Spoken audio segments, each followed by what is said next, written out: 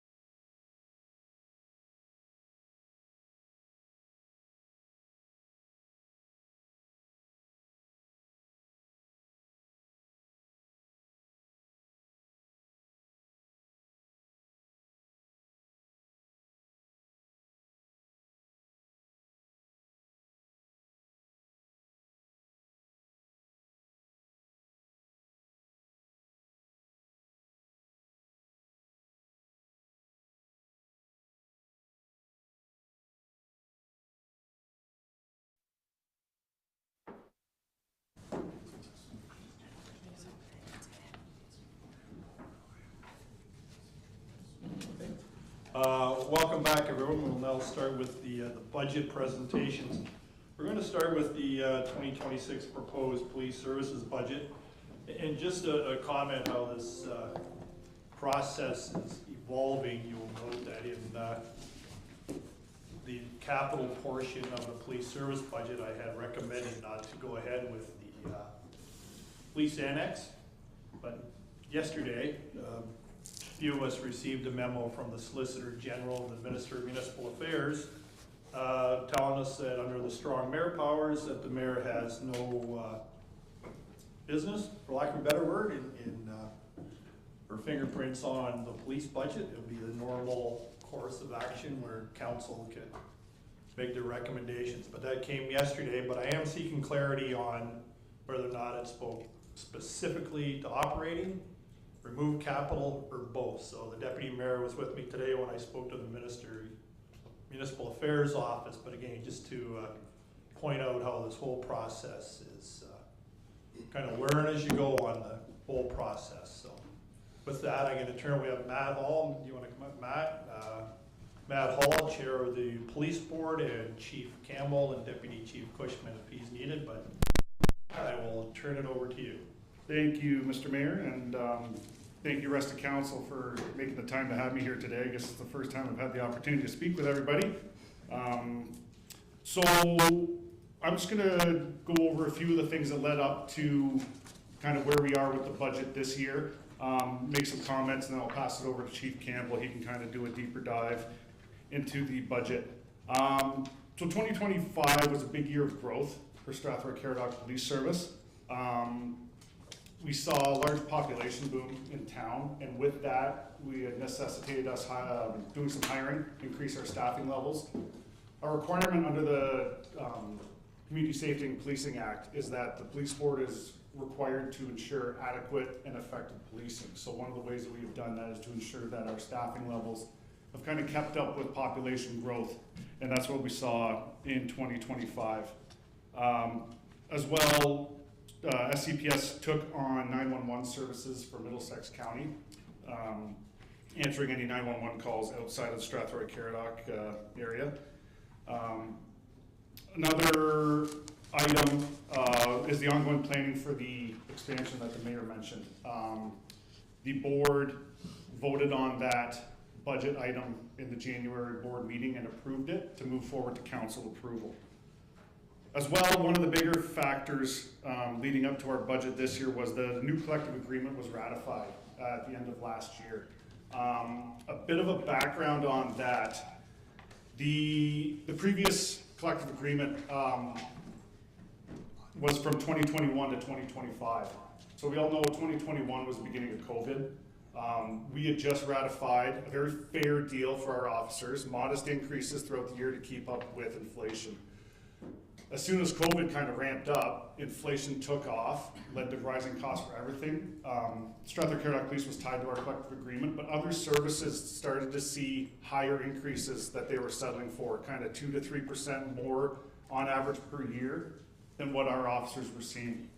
So what that did was, last year, when we started looking at comparator groups for our officers, is we found that we were towards on the lower end of the provincial average for salaries. So in order to ensure that we were remaining competitive and marketable for recruitment, we understood that we needed to bring everybody up to a provincial average. So through the bargaining process, we agreed to a 6% first year pay hike just to get the officers up, and then modest increases after that to keep up with inflation. We don't anticipate any further big jumps like that, but this is kind of a one-off year where we're seeing that bigger increase. As well, along with the increase in wages, there was an increase as well in the benefit package, which led to increased operating costs. The recognition of mental health playing a bigger role, and there was a corresponding increase in benefits provided to our officers. I always thought that, you know, an ounce of prevention is worth a pound of cure. So if we can take care of these problems beforehand and keep officers on the job, it's better bang for your buck. That is about it for the kind of the high level stuff that led to where we are with the budget. I will pass it over to the chief. He can kind of do a deeper dive into the numbers and then open it up for questions at the end. Thank you.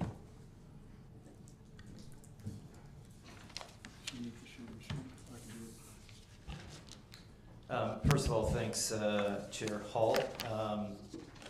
As I'm sitting here, my IT director is getting me linked into the sharing my my speaking notes. That will be made available to the rest of the council. While he's doing that, I do have some quick summaries. I just wanted to sort of provide an opening sort of comment or statement to council. Certainly in regards to the 2026 budget presentation. So priorities from the Office of the Chief.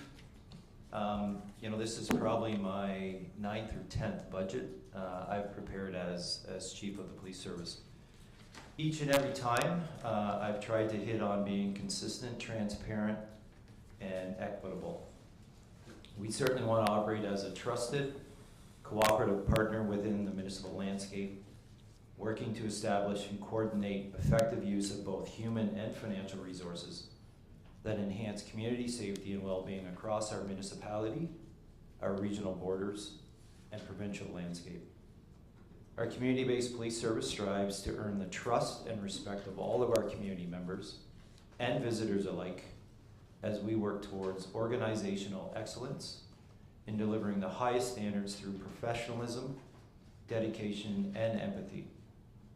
And we are appreciative of the support and the governance offered by our Police Services Board and the leadership of Municipal Council, providing us with the appropriate resources to meet our ever-changing demands and challenges affecting community safety, both at the local, provincial, national, and it's safe to say even more so now at the international level.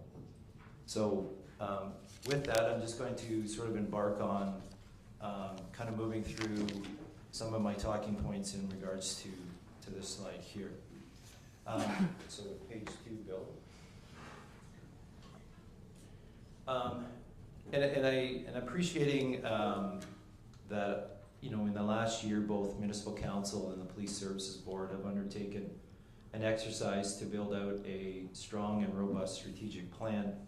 Certainly our budget presentation aligns with the work that is captured in our strategic plan at the police service, including alignment to our mission, the vision, and the values. We also have some very important strategic pillars about effective stewardship of assets, exemplary customer service, promoting community safety, advancing technology and innovation, and certainly excellence in our people and our culture.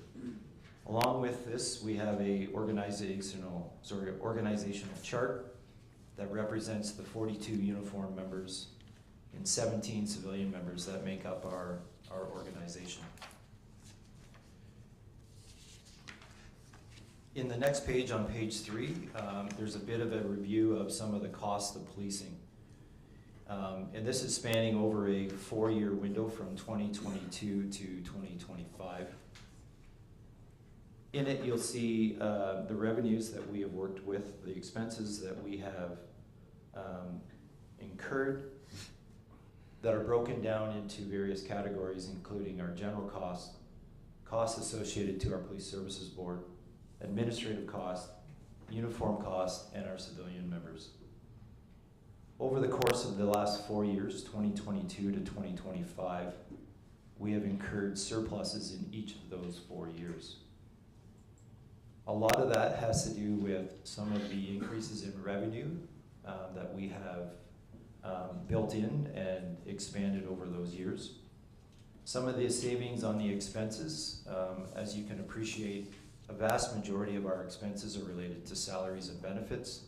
And when we have the absence of members from active duty, those are often the biggest areas where we see an increase in savings in regards to normal or ongoing expenses.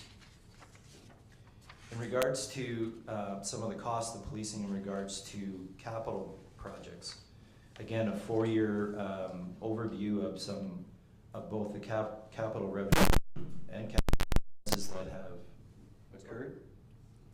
That was me. Sorry. Again, showing where we've landed at the end of each particular year. This particular year, in our proposed budget, there are some fairly substantial increases, and again, the board chair has certainly highlighted some of those areas where some of the increases occurred. I'd like to give sort of just a quick review of both the revenue sources and the expense drivers, in particularly for the 2026 year. In the one document that is here before you, you'll see that we have been very aggressive in seeking grant funding opportunities to help fund our operations.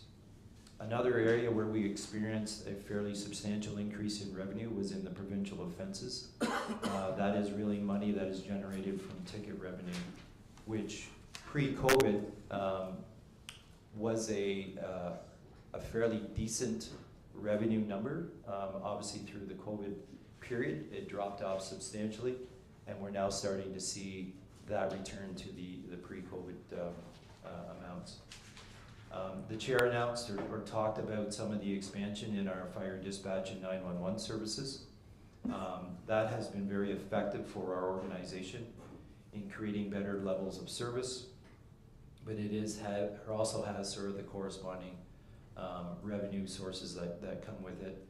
And we are always getting inquiries from other areas about potential interest in expanding that area. Another area where we've seen or have recovered wage and salary and benefit cost is expanding our college secondment program at the Ontario Police College. We currently have 4 senior members who are on secondments at the college, where the police service is getting full cost recovery back on both salaries and benefits. And again, in 2026, we were successful in receiving NG 911 funding for the 2026 year, which in our operating budget is actually being divided out. 570,000 in operational expenses, 832,000 will be incurred in capital expenses. It was a grant worth 1.4 million that we were successful in getting. Some of the expense drivers I want to highlight that are in the 2026 budget. Salary increases tied to the new collective bargaining agreement, again, that the chair has skimmed over and talked about. And that's in both our uniform and our civilian members. Another area that's impacting expenses is our staffing model. I think it's not a surprise to most at council that over the last 3 to 4 years, we have gone on a recruiting campaign hiring very young, new, inexperienced members. As they go through various class readjustments, their salary has small bumps as they go. So we're seeing those impacts starting to arrive. One of the areas in our operating budget this year where we noticed a big increase was in some of the benefit costs. There's been a new application of a new percentage increase. That, along with some recalculations regarding WSIB expenses that weren't being calculated on a previous graph that we were using, have been corrected, and that explains why there has been some increases in some of those benefit costs. We've also moved or operationalized our Axon suite of products. As we ventured into the use of Axon products, including body-worn cameras and in-car cameras, those were being captured in capital expenses. Through some discussions and ongoing consultation with the Director of Finance, we have now operationalized those expenses, moving them into the operational budget areas. There has been obviously a corresponding reduction in capital cost and capital taxation as those have now been moved into the operations.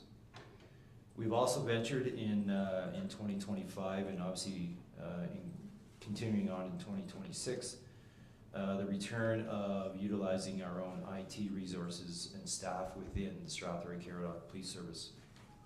We obviously operate a very unique industry, and the demands and the challenges of and our certainly use of technologies has sort of created an opportunity where we're best utilizing those resources inside our own organization. We're also into year 2 of a accounting line where we are capturing any of the municipal administrative services that we are receiving, specifically HR activities that occur through the director of HR and his team as they help support the police service. That line appears again in our operating budget. We've also created a building debt repayment expense line in our operating budget in anticipation of moving forward with our building annex. And again, I highlighted that in our operating budget and capital budget for 2026, the separation of the NG 911 grant funding that has occurred. I also want to sort of just take a little bit of time to speak to the building annex. Last Thursday at a Police Services Board meeting, we received the final Class A costing that was presented.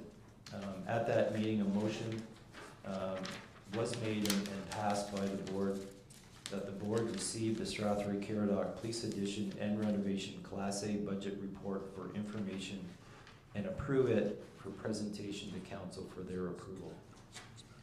I want to highlight for the council the strong positive position that the police service is in.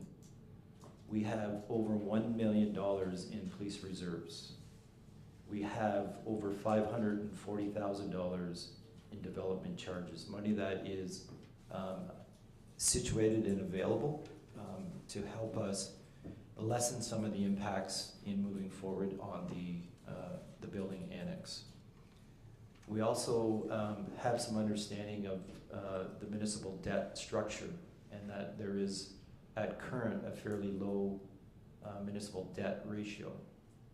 We're also aware that there is a very attractive interest rate opportunity that presents itself for moving into the space of taking on additional debt.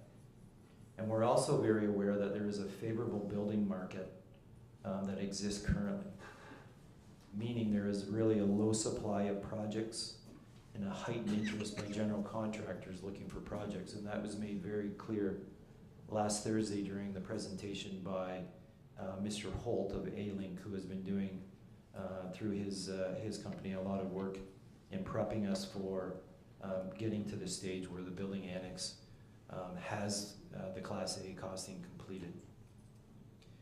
Currently, the service has invested and paid for well over $200,000 in regards to money to get us to this stage of the costing.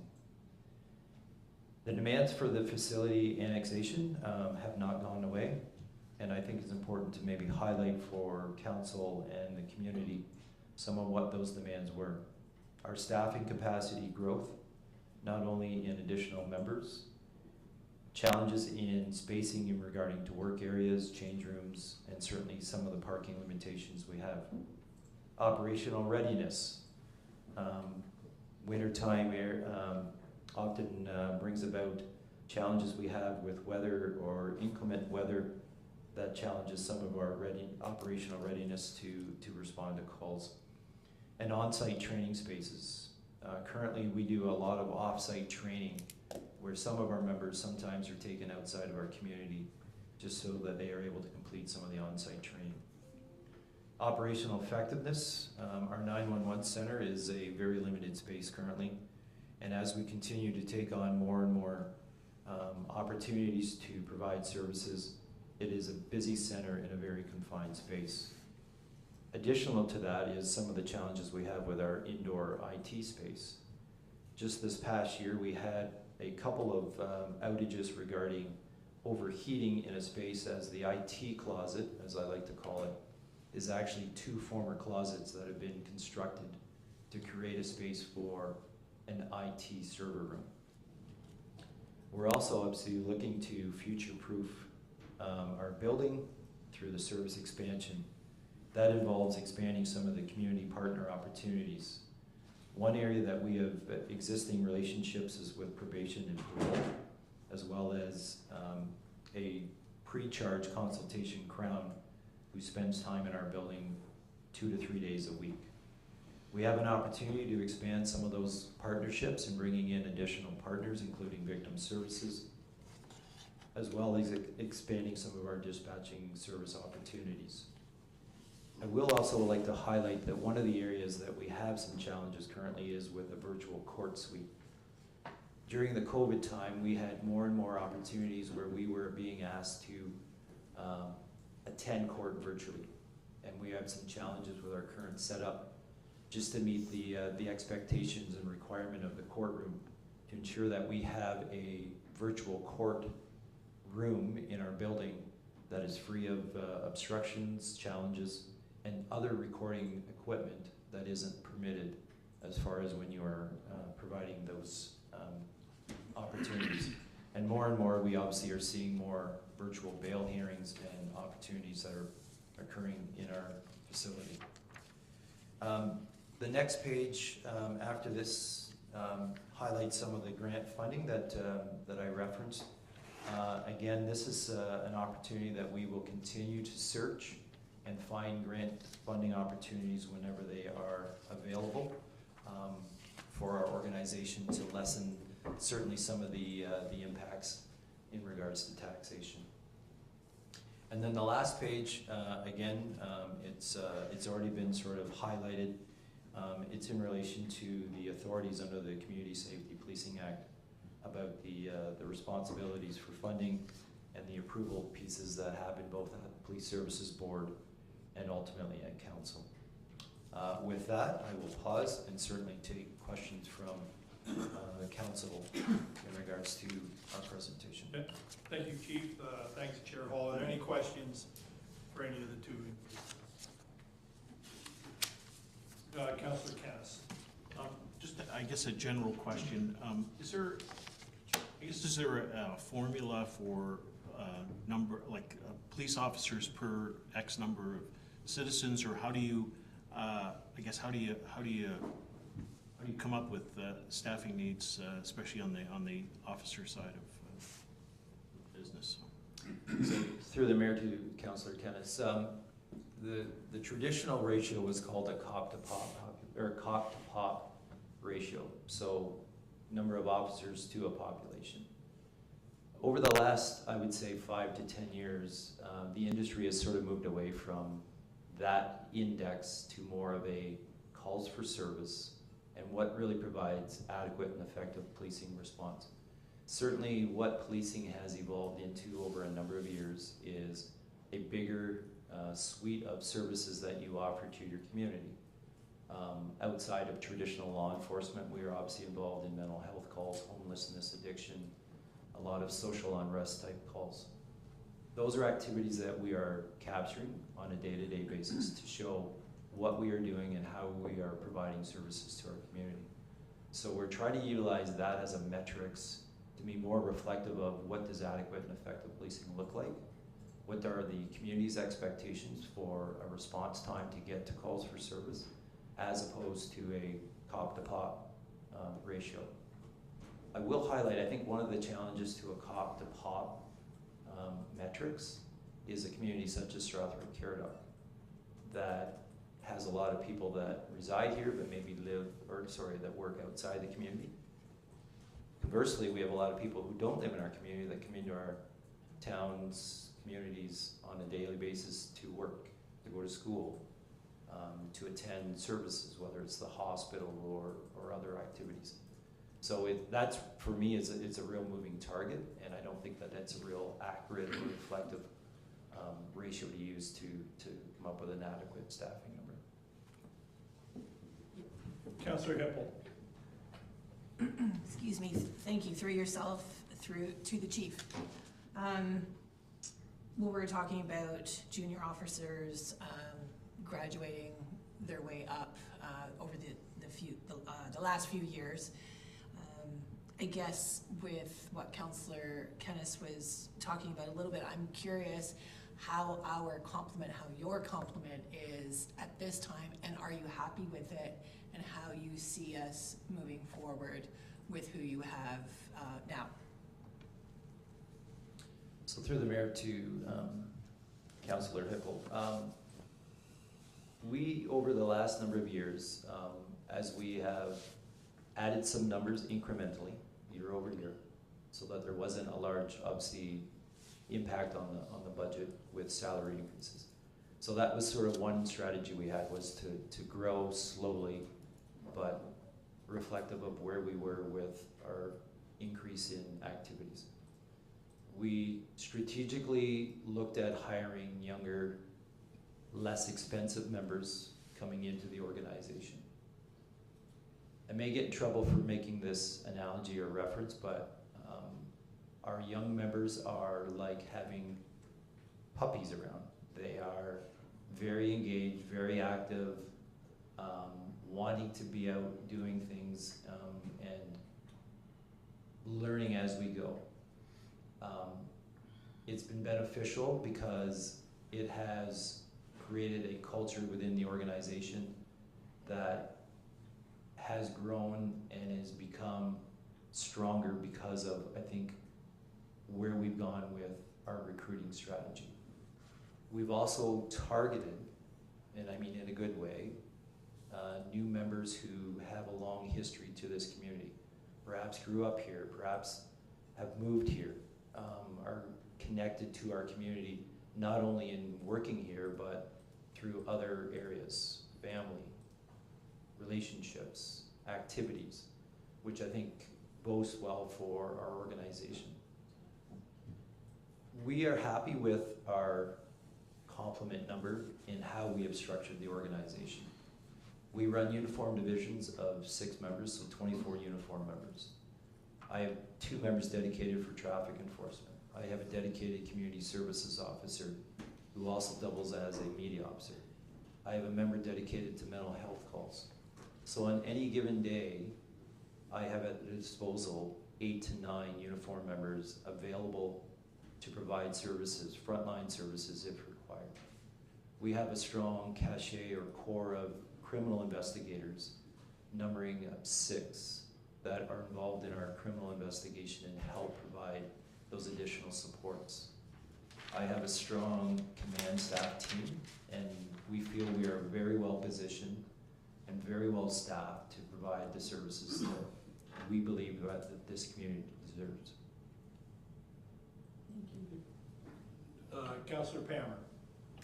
I'm just wondering if you could expand a little bit on the increases under IT expense, particularly the 3 lines that, you know, have a 220% increase, 300%, 352. Could you explain why this year there's such a drastic change in those lines? Chief. I can, if you just give me a minute to grab my line-by-line sheet. I think I know which areas you might be referencing.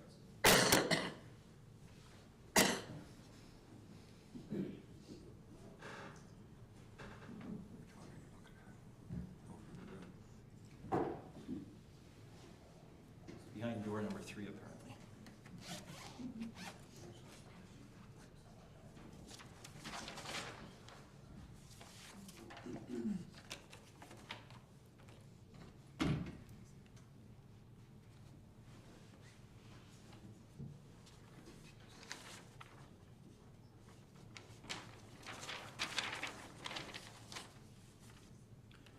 So through the mayor to Councillor Pammer.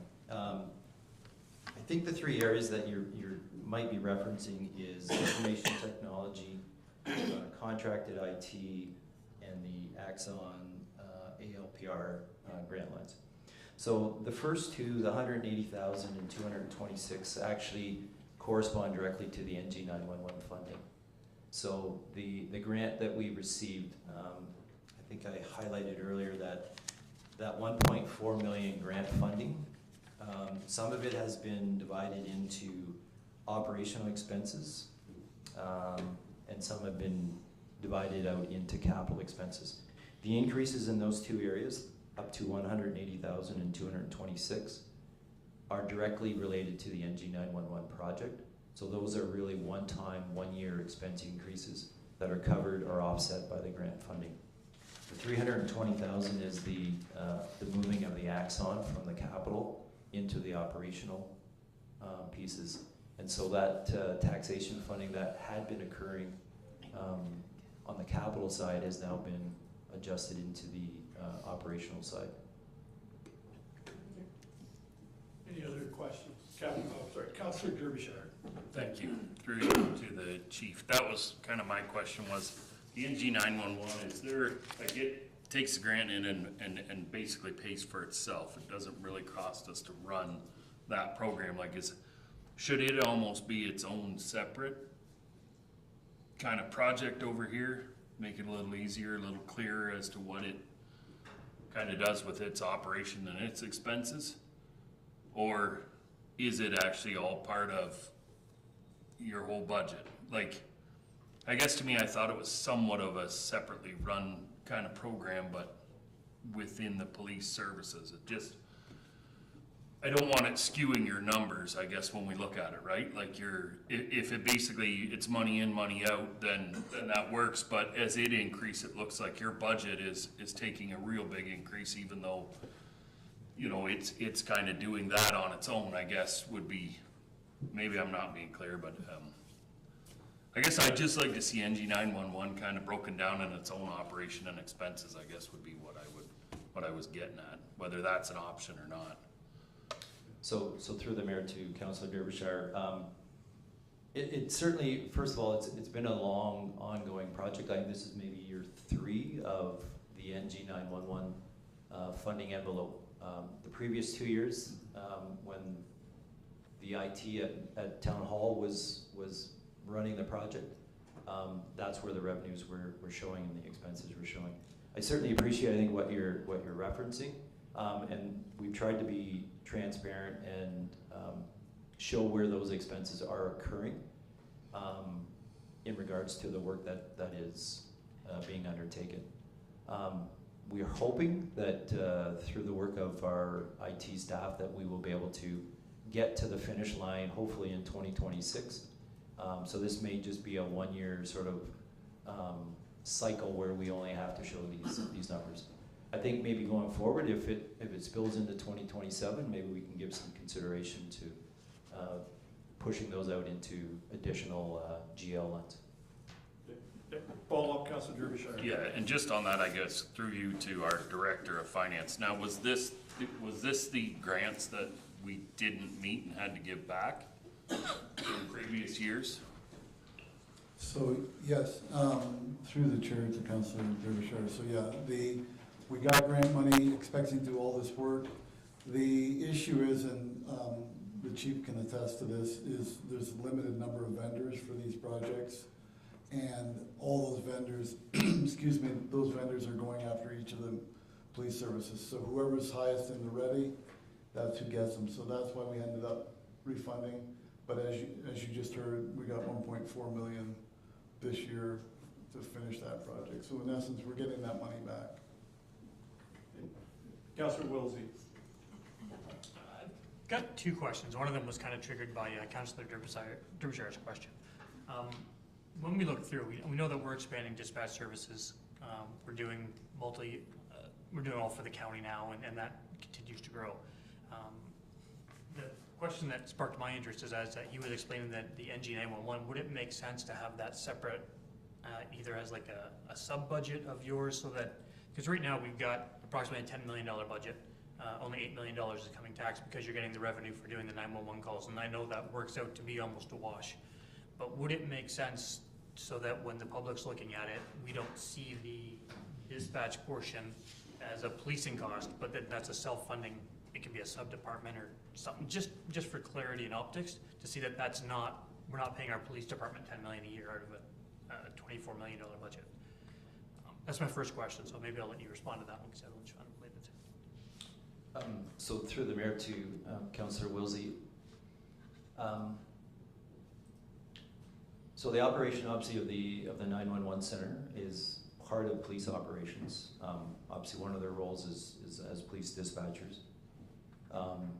Again, we've tried to, I think it's pretty obvious. We tried to create some revenue streams regarding the additional services, obviously, that we run both in fire dispatch at the county level, as you mentioned, answering 911 calls at the county level, save and except the City of London.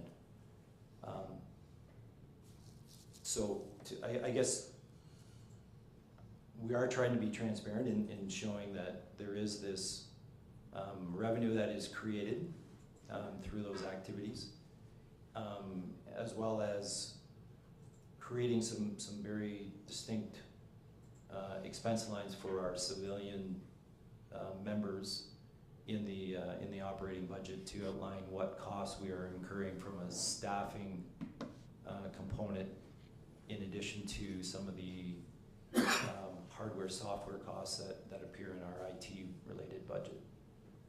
So I think that's what we're trying to accomplish is by showing where we are as far as bringing in revenue to run the organization, as well as where those expenses occur. Go ahead, Councillor Wilsey. And as a follow-up, I think you've done a good job. Like myself, when I look at the budget, I can see the revenue, I know what line items I'm looking for, I kind of know how to separate that out and back it out from it.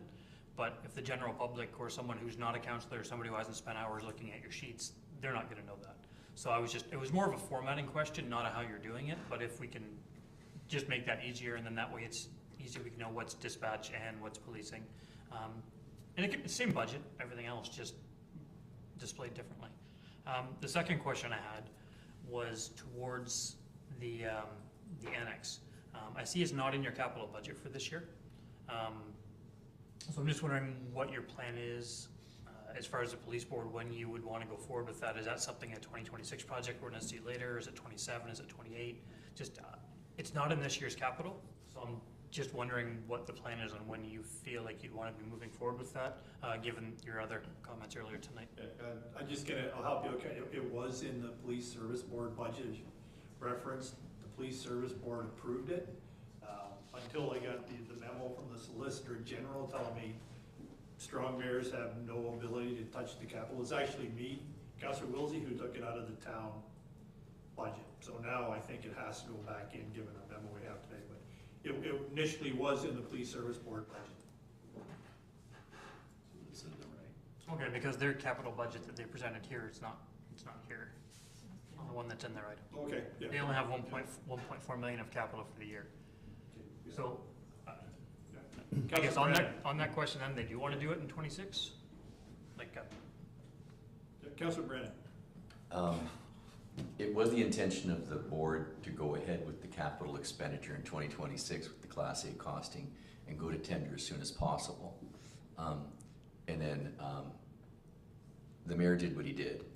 And then yesterday, January 12th, we received a memo from the Solicitor General indicating that the mayor cannot just arbitrarily take that out of a police board capital budget. So I guess in terms of process right now, it really should be in this budget as presented today, but given what happened yesterday from the Solicitor General, that's what changed things. So the board voted to go ahead with it. The mayor pulled it. The Solicitor General has said strong mayors can't do that.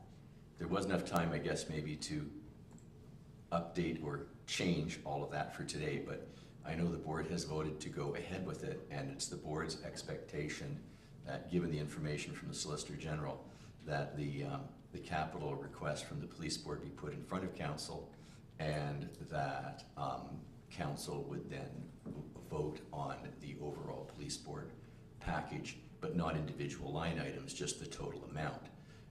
And it's been kind of a moving target with this new budget process and regulations coming out kind of on the fly. But that's where we are. And I know we've been shooting a lot of texts around saying, okay, well, in light of what the mayor did, in light of what the Solicitor General did, where are we today in terms of approving a police board a budget? And it's my understanding that it was the wish of the police board before the mayor acted that come in front of this body today, and it would be the idea that if we were approving the police board budget, that we'd be doing everything that's on paper here. And in addition, the idea would be giving the green light to the Class A costing, going to the final stages, for requests for proposals to be put out, for tendering to happen, and for construction to begin in this favorable construction season right now, as the chief was saying. So I don't know where we are tonight in terms of a vote. That's up for, I guess, the mayor as chair of council to determine where we are. But the idea was is that we would be recommending as a police board that we go ahead with this project in 2026. And I'll let you, just, Councilor Woolsey, just for everybody, that memo wasn't aimed just at the mayor of Strathroy-Caradoc. That went to every mayor. There are some mayors who've done some rather drastic things to the police budget. So anyways, go ahead, Councilor. So I guess just as a follow-up to that, then, being it's your budget, Mr. Mayor, you could say that you just want to, without calling specific line items, just give them their, I'll call it 12.5 million they're asking for, and say, that's all you get, figure out how you're gonna spend it. And you're not saying different line items, so you could still say that and keep the budget the same as you've done it. Yep. Or you could say, have your extra So 10.5 million. yeah, so I did see clarity today from the ministry, as I said, clarity on whether or not it's operating capital. The deputy mayor was with me and heard the conversation, so I expect over the next day or so to get clarity that it's both capital and operating. I suspect it is both, but before we pull the trigger on anything, I just want to ensure that they were referencing both of those, Councilor. Yep. Councilor Pelkman. Strictly from a process perspective, since you're only presenting the budget tonight, we could add the request in. We're not deciding that we're approving anything tonight. That is As correct, part of Councilor. the budget process, council still has the authority to say yay or nay to the final number only. So I would suggest that we add it in, and as the board had originally requested. It's not like it's a new project. It's not like we didn't know it wasn't happening. We all know that the costing was being done. So I would suggest we just add it in the requests. If you require that as a motion, then No, we're not gonna take any motions, and Councilor, this is just presentation. There'll be further meetings to bring motions and that towards it, but we know it's out there. Councilor Derbyshire. Thank you. So, I'm not gonna pick apart line items. I just wanna start by saying this is a budget meeting. What I bring forward doesn't mean, this is what I want to happen. I just wanna point out some budget things. So, I realize it's the police service board, and trust me, I don't really wanna anger the police service, so. But I do wanna make some points as a counselor that, when I look at the 8.9 million from, I'm gonna say the 2025 budget, just because I don't know exactly where that number ended up. And I take that number, and I don't think NG 911 had any money in there, but I could be exactly wrong, I don't know. I divide that by 10,500 households, which is about what we have in Strathroy-Caradoc. Is as close as I can get, because again, we don't have all those numbers. I get $857 per household for this service, which probably isn't that bad. I'm going to go with the comparator because I heard that earlier from the chair where he compared wages. If I go to our comparator of the OPP, their 2025 cost per household was $399. So I just want us to be aware of where that is and what we're getting for the extra money. And I totally understand how long the service has been here. We all have a deep attachment to it. But I preference this to, I'm going to use a farming term, a combine. I've always driven a combine, I've always owned a combine. A combine now is $1 million. So I don't have the acres anymore to justify the $1 million combine. It's cheaper and more cost effective for my farm to hire my neighbor, his trucks, his trailers, and have that done that way. That doesn't mean I don't want to sit in that combine and I don't want to see it in my shed. The emotional attachment to a combine, I get it. Emotional attachment to the police force, I get it. But from a business standpoint and a numbers standpoint, I do believe this is something that, honestly, before we spend $9 million on an expansion, this is something that really needs to be considered from a business standpoint, not from a, I used to work here, this is the greatest. We do have great people working here. I don't want to downplay that. I just, from a cost comparison and does it work and doesn't it work, I do think that that's a big gap. You know, we're not talking 50 or 60 bucks. Like, that's a lot per household. So, but again, like I say, I just want to have a conversation about it. I don't want it to be like, oh, Derbyshire wants to get rid of the cops. I want to have the police. I'm gonna end it there. Any other comment? Councillor Hippel. Through yourself, I assumed that someone would bring that up because, I mean, these are things that happen in communities when you have your own police force, and comparators are good things. You need to talk about it. It needs to be brought up. It needs to be discussed. And whether it's personal or it's just numbers, it's still one of those things where you do, even though you can't compare it because it's monetary and it's a business versus the personal side of it, I think it's hard not to sometimes, only because with the amount of, and I am going to use the mental health issues that we have, I don't know outside communities because I would be stepping outside my boundary there, but within our municipality, the issues that we have, it does, bringing the personal side into it almost is necessary because they understand the community, they know the community, they've been in the community, they work in the community, they know the businesses, they know the people, and you have to have a bit of that personal side of it to bring it into the comparators. That's all I'm saying, but I do get what you're saying, because if you don't have the conversation, you can't talk, right? So, but that's the only reason I wanted to say something, because it's good to bring them both together. Councillor McGuire, then Councillor Belkman, then we'll wrap up this portion. Thank you. So I mean, it's always the conversation to have, and we've seen it happen across the province many, many times. But I will say the comparison of the OPP to Strathroy-Caradoc Police Service is an apples and an oranges comparison. Yes, they both say police on their shoulders, but the way they do their work is completely different. So the OPP province-wide, so if they're giving you a province-wide number, that would be vastly different than their number if they were policing in a municipality. And we know that from looking where they've taken over communities such as Orangeville. God, I'm going from memory 10 years ago, but there's a number of, and you can go back and you can look, and then you can start to see, we compare the policing costs in the community. So OPP is not a comparator for Strathroy-Caradoc Police. It never has been. There are comparators that they use that would give you a better judgment. So that scale that suddenly tipped one way, I don't want the conversation to start from that point, because that's not. Councillor Pelkman, okay, then Councillor, okay. No? Yeah, Councillor Pelkman.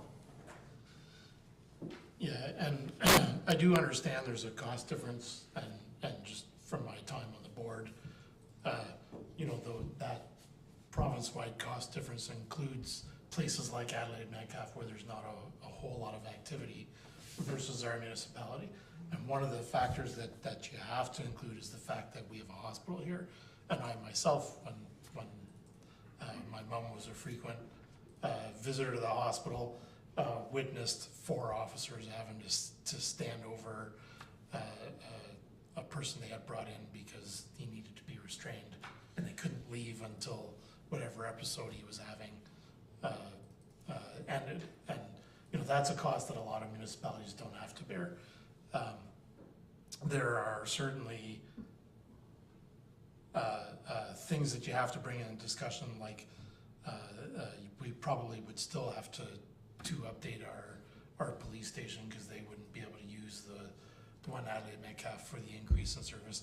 And the increase in service, or whatever service you get, depends on what you negotiate. And if you negotiate the bare bottom, there's gonna be times where there'll be no police officers in our municipality, and I'm not sure that that's something that we want. I know, just speaking from one example, from a business side of things, when I was working for Superstore, and there are full-time security people at Superstore, we were a target for professional thieves, where people would regularly walk out with, $1,000 plus worth of groceries.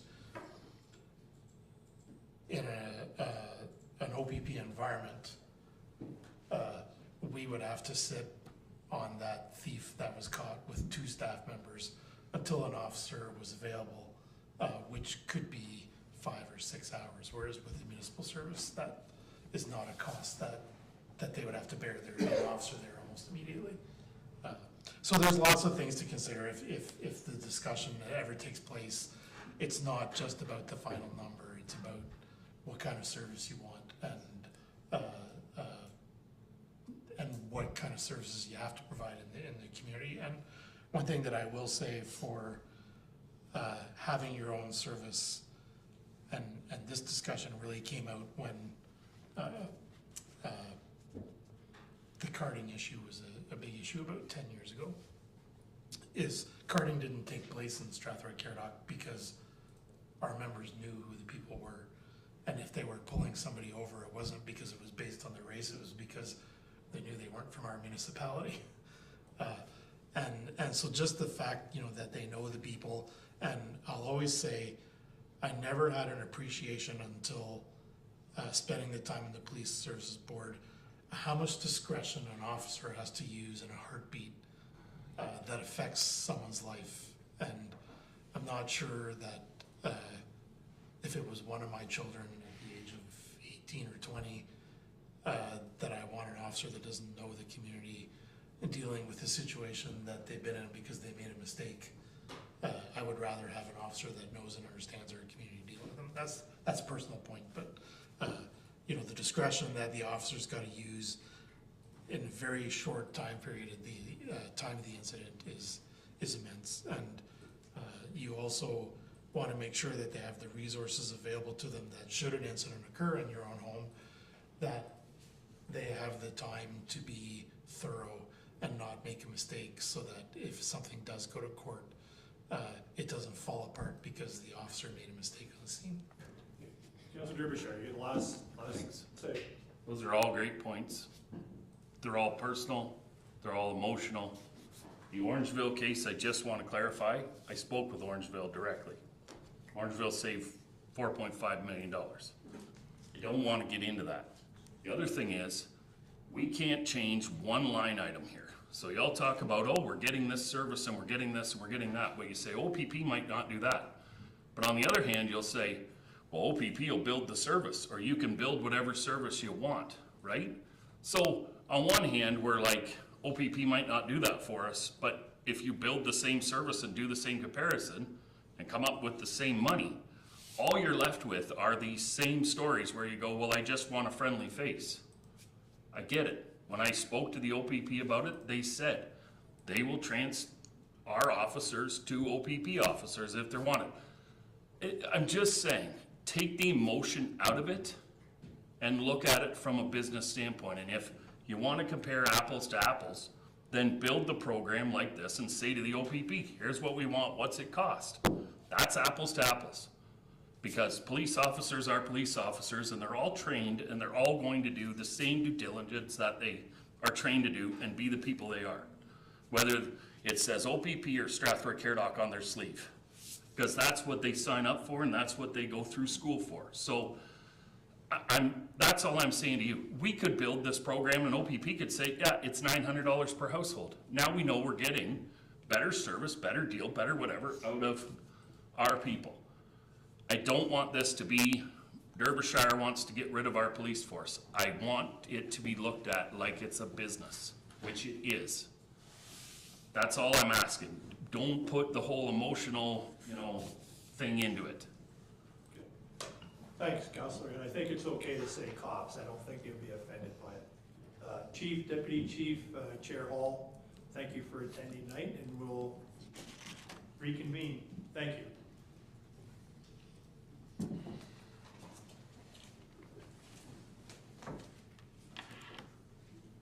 So, I should tell you, Chief, in about 1 minute, I'm gonna come back and ask to sit where you are, so, you can sit and listen to ours.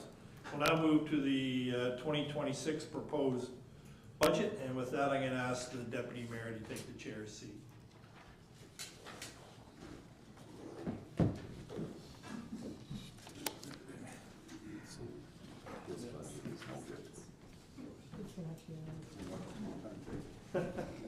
So did we, what do we do?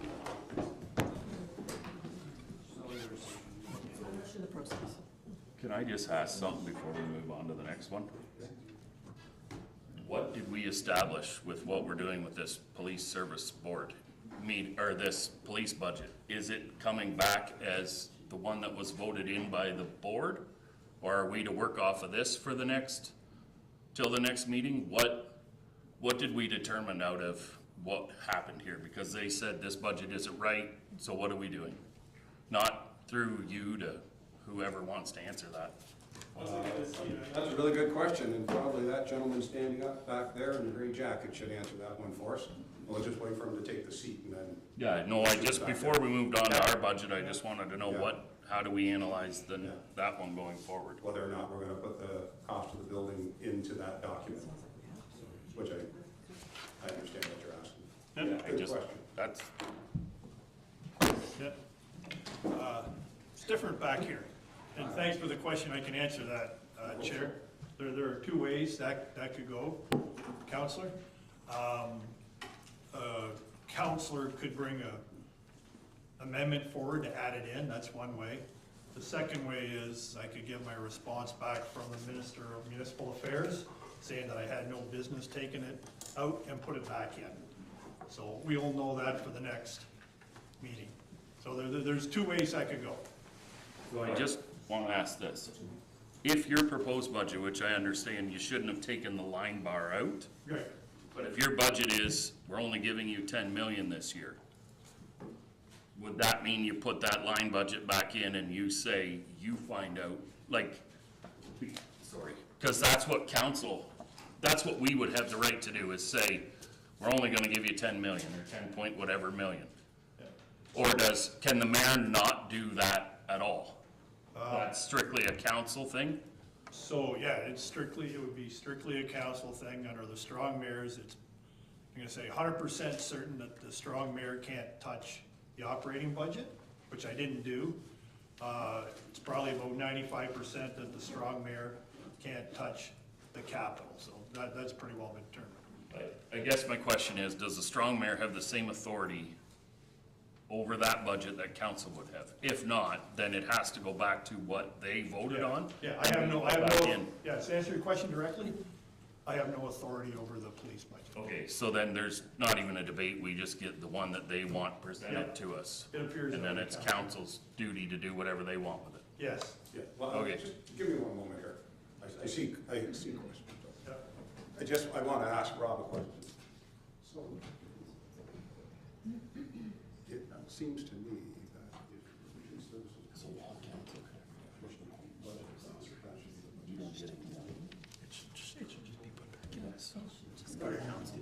So here's, I did hear the question posed by the mayor when he was talking to the ministry. And I was doing a lot of reading on it today after talking to Bo and watching the emails go back and forth. Here's my take of it. You may not agree, but I believe that when the Police Services Board pushed a budget through to us, that is the one we should be dealing with tonight, which is inclusive of the 10.5 and change for the building annex. It's not in there. I know it, I understand it's so, that's what I'm saying, it should be that document. But then it would be 12 million, The capital, the total capital? right? Well, you would add that line item back in, so the line item for the building annex I think what we're gonna find out coming back, and the way I feel about it anyways, is not because I'm sitting here, but sitting down there, is that the building annex number should appear in that document. And then because we're not supposed to take line items out, and it's line item, Then it's gonna right? be like each. So it should be there. That being said, the next part of this process after tonight is council sitting, and we do the written amendments, that process. And that's when we could start adjusting, not line items, but total budget. So the budget then goes from 10 point whatever to 21 million, because the building has to go back into it. It's been approved by the board. Councillor Pammer? So my question then is, or my comment or question is why, so we're looking at the mayor, the budget presented tonight is not the correct budget. It's not going to be the actual budget. So why would we spend time when all the numbers are going to change significantly and how we use reserves, et cetera? Is there any point in even looking at this budget tonight? Does the mayor who's proposing the budget wish to withdraw and then resubmit? Like, it just seems odd to me we're gonna talk about, I mean, we're gonna be at $10 million out in this budget discussion. So, Can I answer that? yeah, you can, and I see John has his hand up. So, fair question, Counselor. I think it does affect it.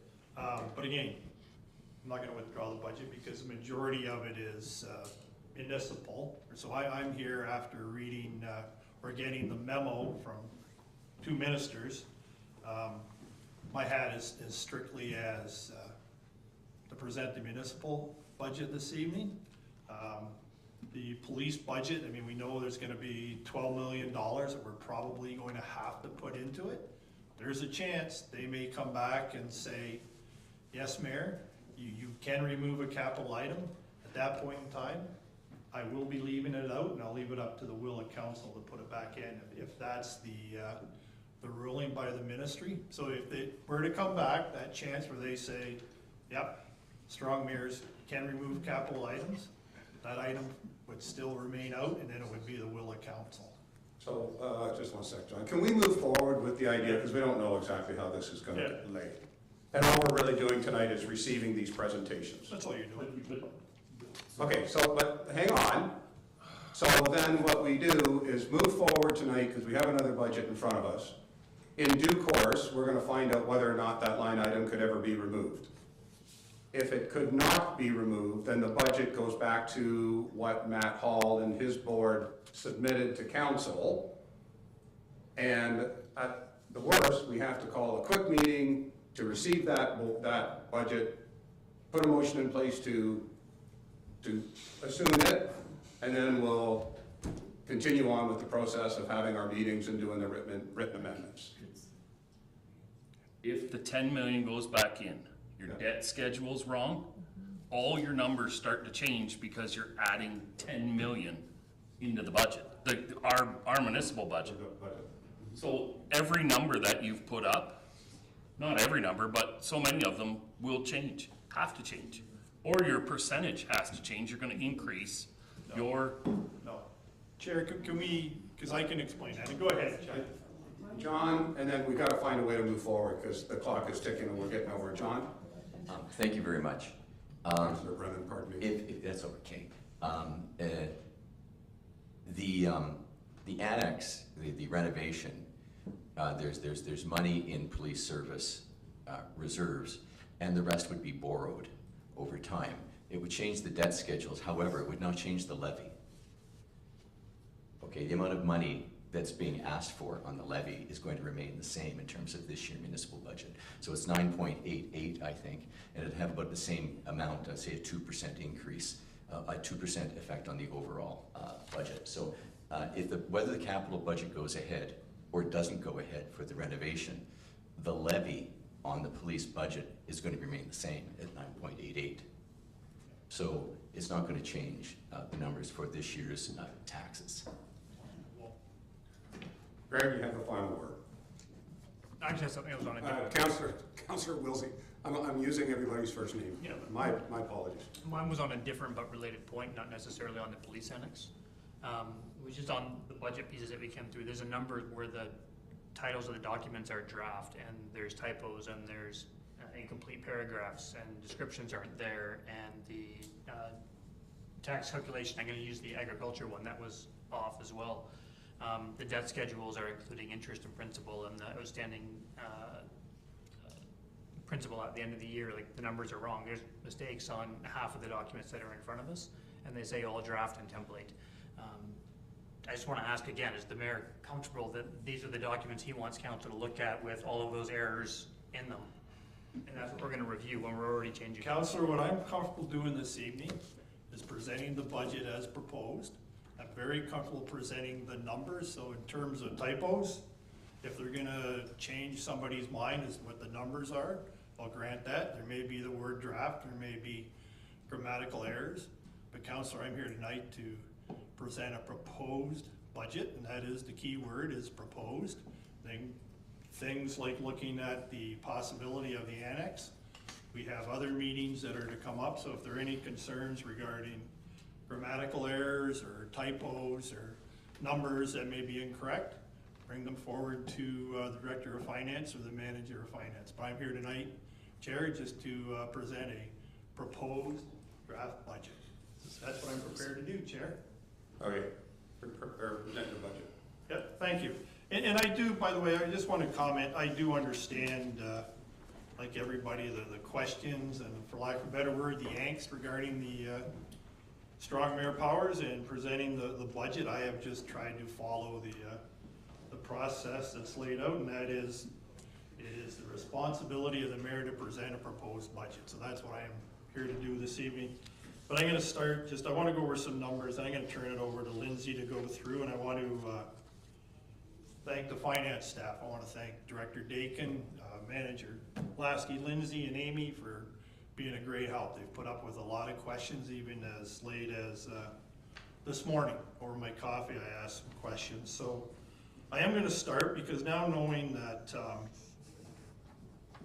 you know, the mayor doesn't really have much input or say into the police budget, I may have asked to have that line item removed separately from what I want to propose tonight, because strong mayor is strictly responsible for the municipal budget.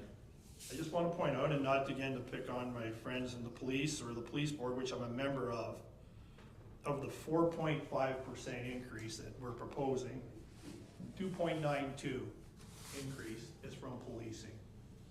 Only 1.6% is municipal budget. So if we were to go back and present this to the public, whatever the number may be, I may ask to report that separately. But 1.6%, that is the tax rate increase of the municipal portion of the budget. A couple other numbers I want to point out before I proceed, because the county today did approve their increase, which is 3.78. We'll all recall that the municipal portion is 57%, 32% is the county, and 10% is education tax. When you roll all of those in, 3.8% increase on the tax bill. To me, that seems to be a fairly responsible budget. But I'm not going to go through the entire presentation. I believe Lindsay would do that. But I just want to tell you what my thought process was. And this will answer the question as why I removed the police annex. Two things went through my mind. I am aware, and Councillor Derbyshire, I remember the line you used. We have a pretty good credit card, but you don't want to run it up. So I did remove a couple of things from debt. When you look at the original documents, staff had proposed Head Street. I believe that was a $6 million spend, maybe $8. It was rather significant. There are a few things that I feel we need to do before we proceed with any big debt. Again, Councillor Derbyshire is right, we have a credit card. You'll see reference in the document about the debt policy. We need to complete the debt policy. We need to complete the asset management plan. We need to understand what all of the projects are rather than every year going through picking and choosing plans. We need to have projects. We need to have a 4-year, multi-year budget on capital. So that was my thought process on the debt. I am aware of those things. We have spent a lot of money in the past few years on capital, roads, fire stations. I just think we need to take a bit of a pause in our debt, really understand where we are before we proceed any further. There was one other part that I had my finger on, and that was on parks and recreation. Every year, we move aside projects on parks and rec. If you look at some of the projects, they've been lingering since 2020. Those weren't initially approved. If you recall too, we had asked for a parks, I can get the wrong term, Director Littleborn, but a park condition report. That wasn't in the initial ask from staff. I asked that all those items be put back in. And I did so by asking, let's use reserves. We have a fairly healthy reserves on parks and recreation, but to have items sit for 5-6 years and not action them, that doesn't seem right to me. That was one place where I had my finger on, is let's get those projects done. And you know, I've kept an email under my blotter on my desk since August from the folks that are the adult baseball league out of Yorkview Park. For I believe 10 years they've been asking for an outfield fence and a warning track. A number of times this year games were postponed because of the dugouts and the clay. They weren't initially in there, let's put them in. Part of what we have to do is be aware of what the community wants. The other finger that I had on the pie, if you will, was 137 Frank Street. Council had initially approved $500,000 to go towards that project. I asked that we include another $500,000, taking money out of reserves. Let's complete that project. We need to complete that project for 2 reasons. It's important for us as a municipal staff. We're running out of space here. We all know that. It's part of the service strategy, but the community is asking for that to be done. So when I went through the budget, I looked at it from debt and what the community wants. Another area where I put my, term where I asked to be included, were for the 2 new staff members. Initially, staff left that out. I said we need to put those back in because they're part of a strategy. We created a strategy, a long-term staffing strategy. To deviate from that, we made a plan. So the 2 that I said we should be back in were the asset manager. I believe that's needed, and also the communications person. So in terms of the overall budget, that was the influence, if you will, as strong mayor where I put it on. 2 things. Let's watch our debt. Let's get the debt policy in place. Let's understand the asset management. Let's create a 4-year long-term strategy. And let's do some things for the community that they can see. Things like parks. Let's get and that's all over. That's not just Strathroy. In Ward 2 in places, there are parks that need to be fixed. So that's what I did, Chair. So with that, I'll turn it over to Lindsay if you want to go through the presentation. And I don't think we need to do the death by PowerPoint, Chair, but we can do it at a high level if you wish. That would be better, thank you. Yeah, I know you. Hey, good evening, Mayor and members of Council. Thank you for having me here tonight to present. This is my first Council presentation, so bear with me if I'm working through a little bit of nerves. Trying my best, but okay, so the purpose of tonight's meeting, we're going to provide an overview of the proposed 2026 municipal budget. Although the overall responsibility for the budget has now changed under the new legislation, the journey we've followed thus far in preparing the budget has been the same.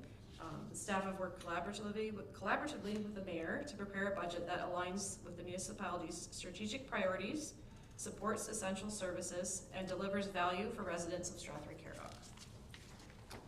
So our agenda for the evening includes a quick recap of the budget process under the new strong mayor powers, comments on the overall economic and policy context, a discussion of key financial challenges and strategic opportunities, and what we're all here for, of course, the presentation of the budget.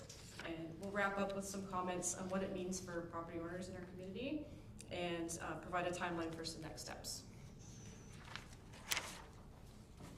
So the December 15th meeting of council, you received a guide to the Strong Mayor's budget, providing information on the new legislation and its impact on the budget process. Following the new framework, our goal for this evening is to complete step 1. The mayor is introducing the proposed budget to council. At the end of the presentation, we'll circle back to the timeline and requirements for council, how we're going to move forward with the remaining steps in the budget process. So the 2026 proposed budget was prepared, keeping in mind the realities of our current economic landscape. We must consider the impact of inflation and interest rate pressures. We're in competition with other municipalities for available funding for the province, and increasingly it's on an application basis. We just don't get sums of money, we have to apply for it. Provincially and locally, we're seeing housing and demographic shifts, and through asset management planning, we're increasingly aware of infrastructure funding gaps. The municipality is facing incremental pressures, which are driving up the cost of operations. There's an expectation to maintain or increase our levels of service, often with the same or a decreasing amount of resources. The service delivery review that was conducted recently highlighted the need for additional staff, and this was outlined in the 4-year staffing plan that was presented to council. Under the plan to maintain council's desired levels of service, it was recommended that 6 new positions be created in 2026. But keeping in mind the operating cost pressures, the proposed budget before you tonight, I have includes 3 of the positions. 1 of them is not scheduled to start till the fall or near the end of 2026. That would be another customer service rep. But yeah, the asset analyst and the communications analyst are in for the full year. As our asset management plan suggests, Strathroy-Caradoc will be investing $13 million annually to address capital requirements. Historically, we've been allocating approximately $3 million in taxation annually to capital. Annual transfers are being made to the asset management plan and the future needs reserve to address infrastructure gaps. The proposed budget tonight, I think it's about $800,000 for transfers for this. But it's important to note that the infrastructure gap continues to be compounded by construction inflation. So we do have a need to invest in capital, it's there. The gap is growing more and more expensive every year. So this was just a quick slide showing the correlation between the CPI and our municipal cost growth in the past few years. So the challenges from the current economic landscape and cost pressures have also created some strategic opportunities. Reserves and debt need to be used strategically. The mayor spoke a bit to that and a little bit more on that later. Intergovernmental grants must be pursued to fill in the funding gaps. Modernization and digitization of services, along with regional collaboration, provides an opportunity for the municipality to realize operational efficiencies. It is also important to continue to diversify revenue streams and decrease reliance on property taxes. So the first strategic opportunity, just to touch on, considering the use of reserves and reserve funds. The municipality currently has $44.6 million available in reserves and reserve funds. That doesn't include any 2025 budgeted transfers or the interest that gets allocated every year. Those entries are still outstanding. And Strathroy-Caradoc can be strategic in its use of reserves and reserve funds versus using property taxes to address infrastructure gaps. And the other opportunity that the mayor touched on was the use of debt. We've paid down a considerable amount of debt in the recent years, and all existing debt will be repaid by the end of 2030.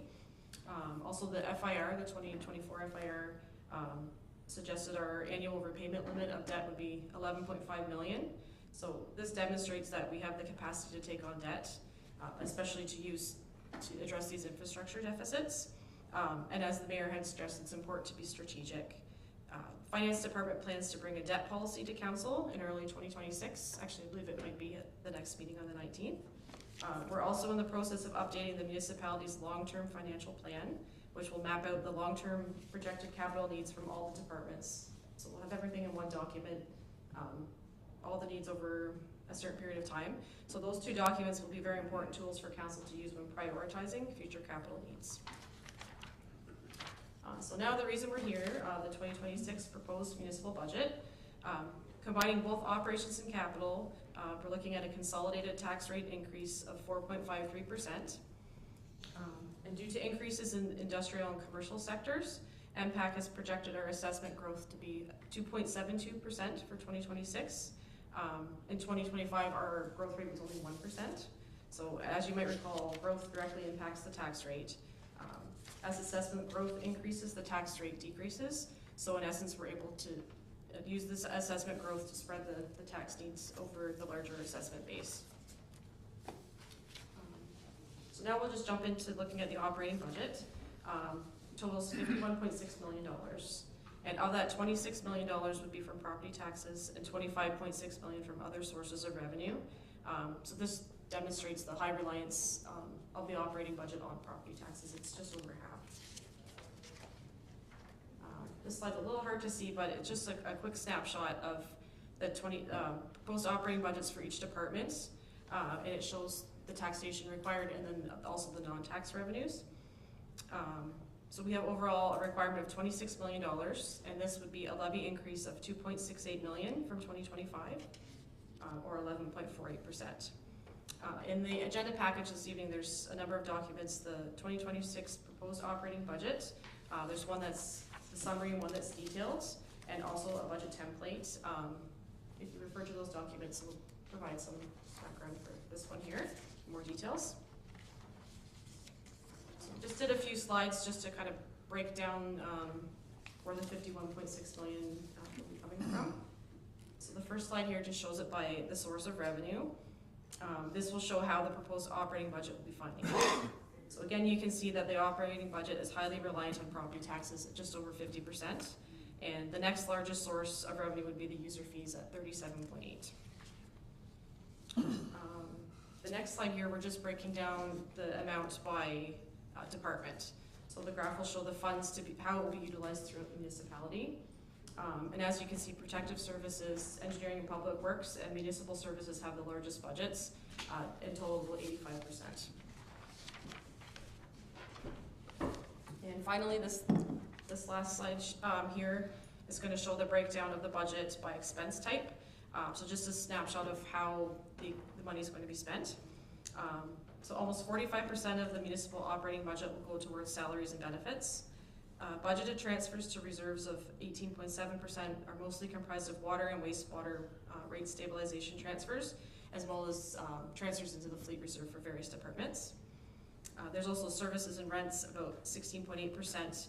That would be for contracted services, things like garbage collection, purchase of water, things like that. So now we'll just transition over to capital. The budget before you today is $14.5 million. And of that, we're asking for taxation of $2.1 million. Actually, is a levy decrease of about $986,000 from last year. Since less taxation is being proposed, an effort has been made to finance the projects with reserves, grants, and debt whenever prudent. So there's a list of notable projects on the slide there. But a complete list of projects can be found in the 2026 capital discussion document that was in the agenda package. And there's also a section that shows additional projects that were brought forward by departments but ultimately not included in the capital budget.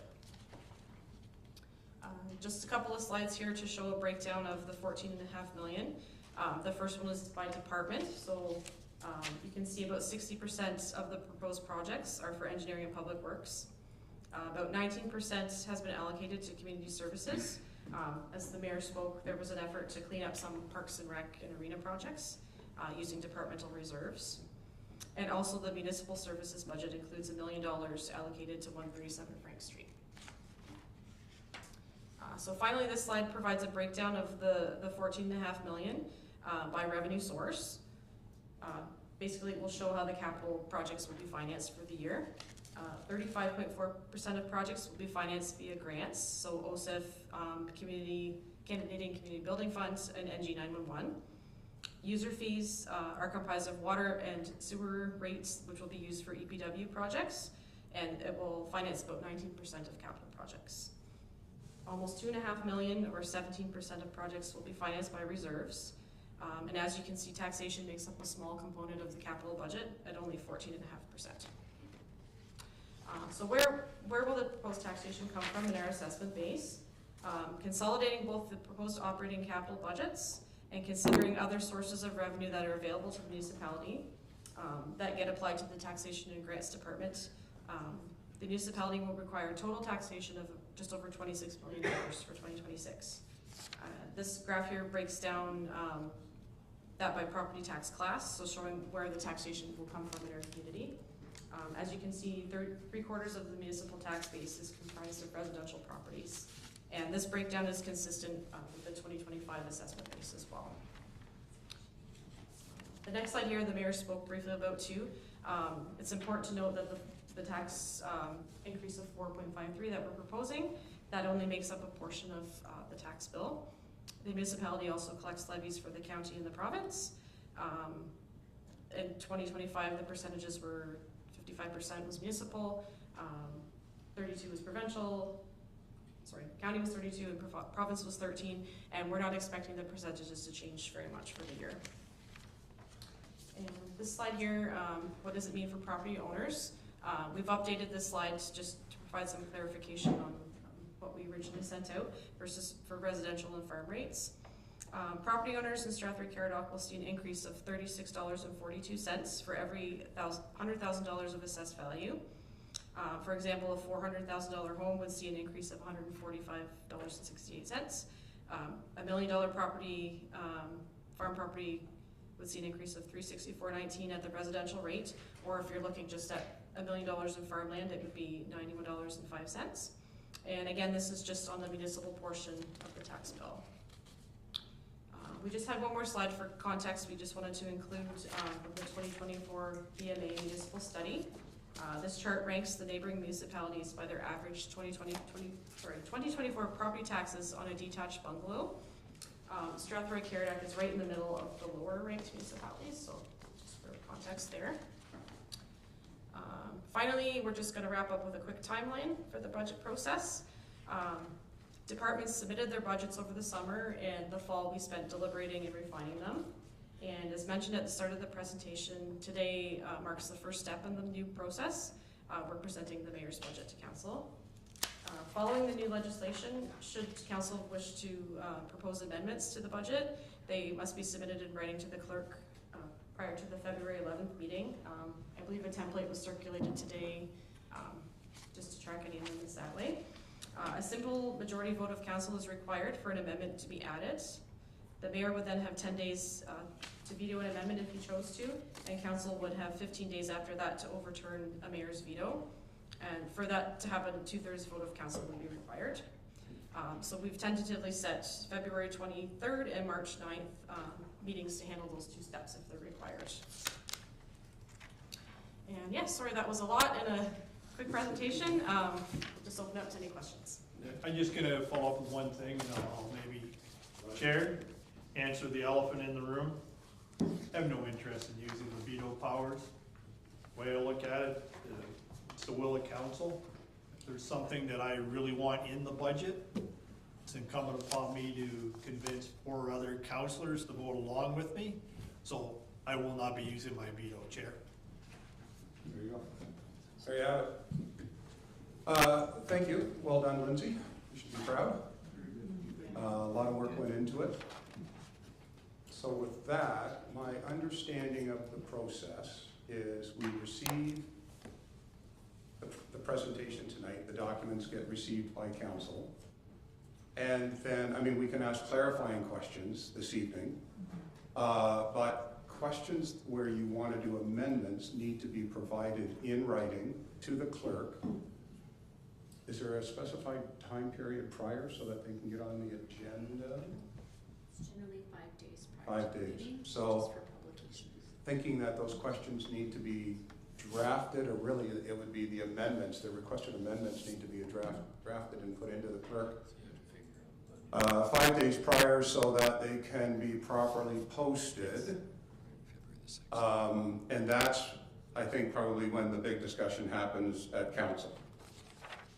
So I think tonight what we're looking for is if there's clarifying questions that we just need to get sorted out, we still have to figure out what next steps would be.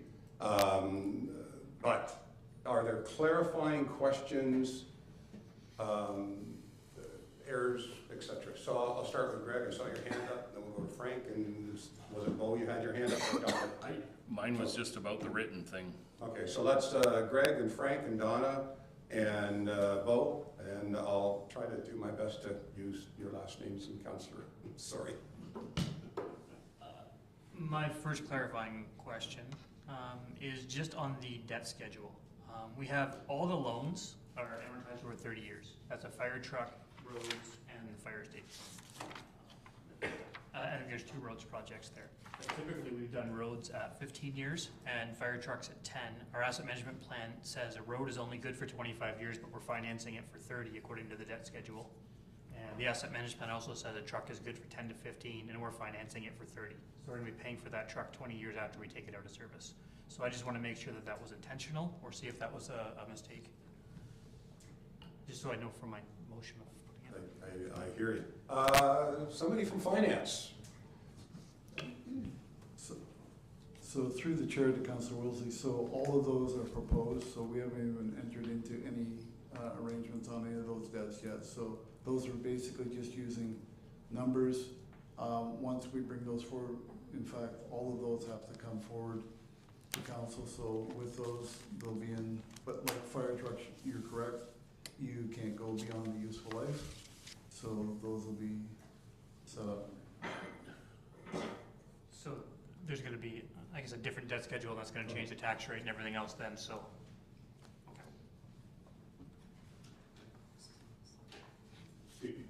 So you're saying that that would change tax rate? For sure it would. That's your question? Okay. Because we're gonna be paying over 15 years or 10 years instead of 30, so our payments are gonna change, and that's the entire debt schedule, except for potentially the fire hall, is all amortized over its useful life, so the debt schedule is correct. No, and I appreciate that, Councillor. I just wanted to put it in the form of like a question that we can get an answer to.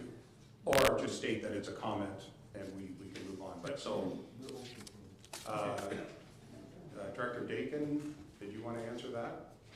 Will all the numbers then change? Are you going to change the numbers accordingly? Through the chair to Councillor Wilsey, we'll update those numbers. On that note, don't include both interest.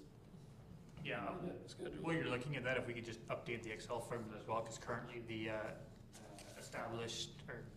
the estimated principal outstanding includes the interest and the principal payment. It should only include the principal. So just, if we're updating it, we'll just update the whole sheet, make it correct. That's what I thought. Thank you. Did you? So, as I was just mentioning to the chair, so, to the mayor, the interest rates there are 4.7, which we're probably below now. These were done back in 2023, I think, or 2024. A lot of these, so we'll update the interest rates plus the terms as well. All right, Councillor Kennis. Yeah, I guess I want to go back to that police annex thing. I think we have to make the assumption that it's going to be included because it's been submitted by the Police Services Board. So I would ask then that sometime over the next few days we get a revised something or other, or we're making the assumption that the whole would be about $9 million that needs to be, the project's 10.5, but I think we've got reserves and so $1.5 million. So if say it's $9 million, is that going to be, I assume, borrowed? And so how is that going to impact everything? So Can I ask, because I know that's the outstanding question. Yeah. And it sounds like now the municipal budget is going to have some outstanding questions that need to be addressed. So I think at the end, once we go around and kind of everybody asks their clarifying question, then we have to determine next step. And how does council want to deal with next step? Yeah. And bring that back. Is that fair? Well, that's fair. I think, Yeah. I think we need to keep that in mind too. Yes, we do. Yeah. Councillor Palmer? I just had a couple of little questions. One was about the Strathroy Library carpet replacement. So going to Director Lilborn, that is the county's building, is my understanding, and they run the library, so I'm just wondering why we are replacing the carpet. That's my first one, I have two. Through the chair to Councillor Palmer, the county is a tenant within our building, so the county pays a lease to us on a monthly basis. So the carpet that's in there currently exceeds 25 years old and is due to be replaced. Okay, thank you for clarifying. And the other question that I had, this I guess will go to Director Ortiz. I didn't see the downtown revitalization or infrastructure project anywhere listed, and I'm just wondering where that is at and where you see that being placed in either this budget. Is there any stage for it in 2026, or is it all being deferred till later? Yeah. I'm gonna let Director Dig, there's actually a good news story in there and it includes Mount Bridges, so I'll ask Director Dig. What's the good news? I'll answer the question, then I'll let the mayor share his good news story about Mount Bridges.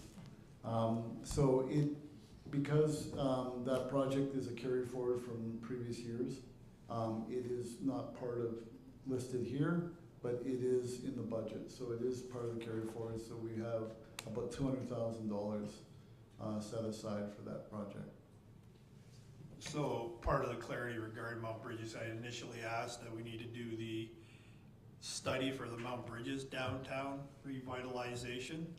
I think that may have got left out, it may have been 50,000, so as part of correcting this, we'll be adding those dollars back in, but that'll come out of reserves. We asked just for the study for Mount Bridges. Do you have anything else, That's Councillor? it, thank you. Councillor Derbyshire. So, all right, so we're adding more stuff in without, like, it's gonna be very hard for council to analyze all this without We'll proper figure that out. But yeah, I know, we're gonna figure it out, and then it'll just get, anyways, doesn't matter. No, we'll figure it out at the end of the meeting, what council wants to do as next steps. With all of these questions, Sure. what council wants to do with next steps. Okay. But let's get all the questions out on the floor first, then we'll figure out how we're gonna deal with it and receive the information. So in our proposed, sorry, I'll just go through you. When we look at our capital, we have the Mount Bridges wastewater servicing, design and construction. Like, is that the transformation from, like, is that the switching from roto to open aeration? And I see we only have 500,000 budgeted, or 500,000 budgeted for that.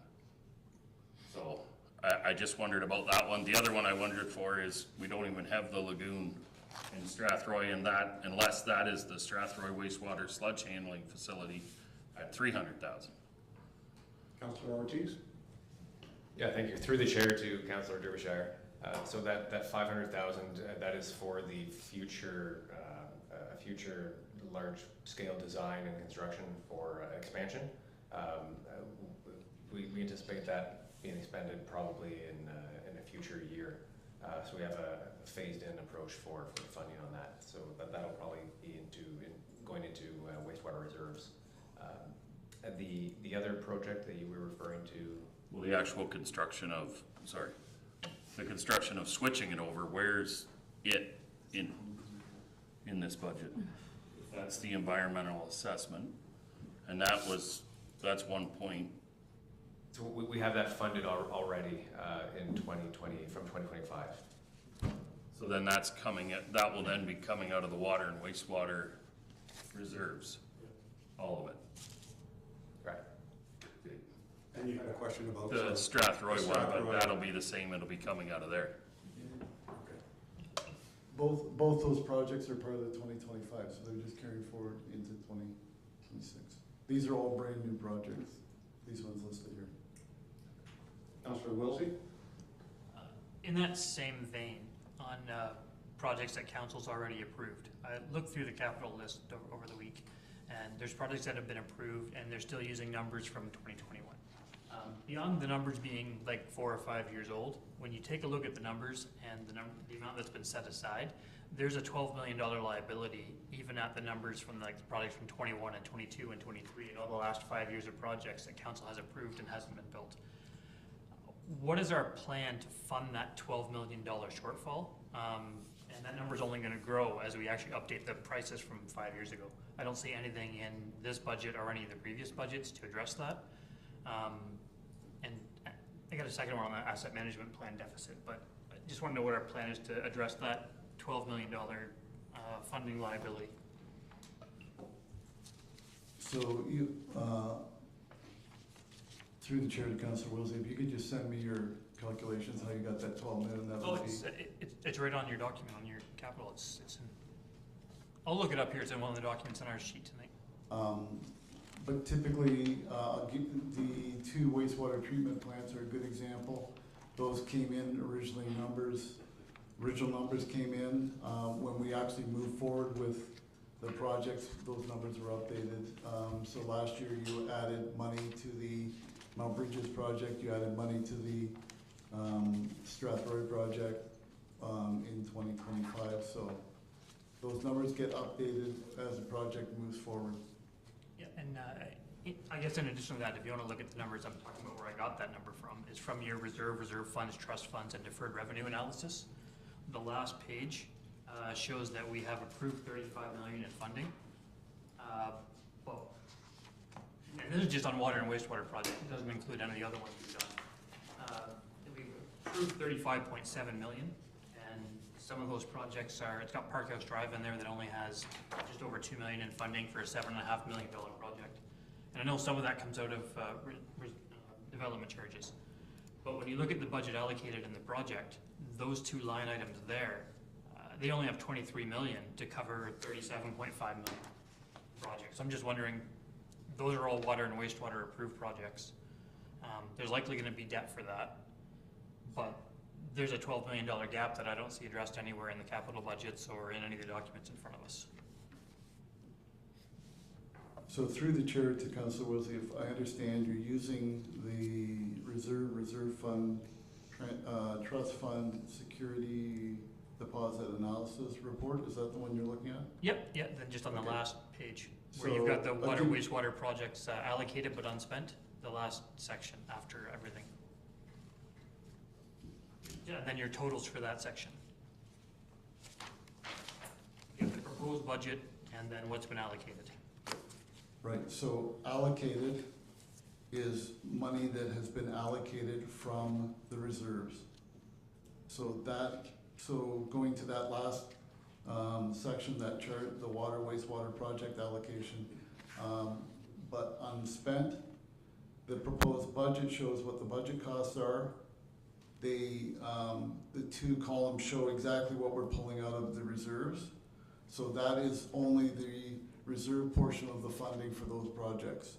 There'd be debt, there'd be grants, there'd be all sorts of other things that get added to come up to the, so using the example of, the Mount Bridges wastewater treatment at 11 million, proposed 11 million, we're pulling over 10 million, just over 10 million out of the sewer, so the balance would come out of grants or other forms of funding to bring up that. We're just showing what's coming out of reserves here. Yeah, and I get that, and that's where I'm wondering if there's $12 million more in debt and grants somewhere else. That's not anywhere in our list. Like, we're not showing that there's more debt that we have to take on. We're just ignoring that we have this $12 million liability. Like, it's not in our debt schedule. We're not planning on paying for anything. Don't know what grants we're applying for. We gotta come up with 12 million somehow, and it's not reflected anywhere in the budget, and we're not planning for it until it gets here. That's my point, and it's just, if that's our plan and that's how we wanna go ahead, then. I'll answer that, Councillor. I think that's part of my thought process, and we realize however we get there, we have some projects that need some funding, whether it's debt. So that was my thought process. But these are already approved projects from last year, so we're just ignoring that there's 12 million that we might have to do in additional debt this year. Through the chair to Councilor Wilsey, so I think what you need to do is take this document and compare it to the actual capital budget, which actually shows each of those projects and how we're funding them. It's just short in the reserves, right? So, just answering the mayor, I guess, what this document that you're referring to, Councilor Wilsey, looks at just the reserve portion. So it'd be very similar to if you were building a house, and you're saying, here's what I got in my savings account. You'd show what you have in your savings account. You're looking at the savings account. Obviously, you got other money set aside, or you're gonna take a mortgage or other things to make up the difference. And so if you take this just shows the reserve amounts, doesn't show the debt, doesn't show any grants that are going against these. And I guess to follow up on that, none of those projects show up on the debt schedule either, so there's no debt. So everything is grants for all of those projects? If it's not coming out of reserves and there's no debt because it's not on the debt schedule, everything is for grants for all of those projects? They'd have to be on the debt schedule too if they were paying for debt. That was kind of my point, that they're not on the debt schedule. And if it's debt and grants it's paying for, that means we've got $12 million in grants coming for those projects?